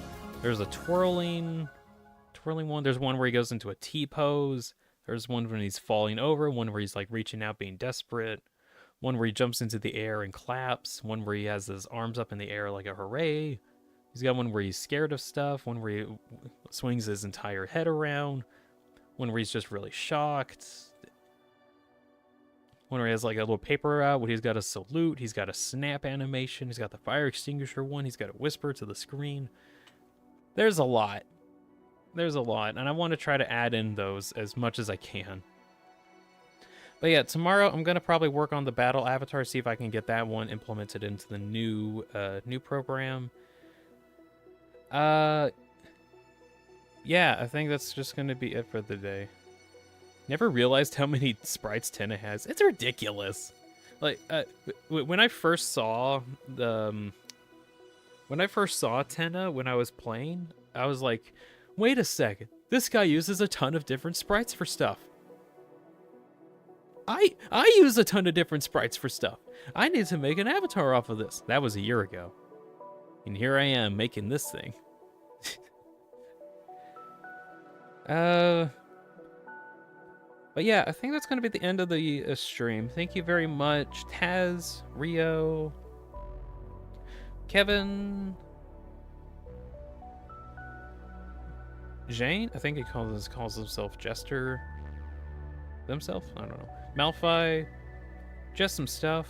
Alexis, Not Lancer, Shadow VR, Eram. Let's see who else stopped by.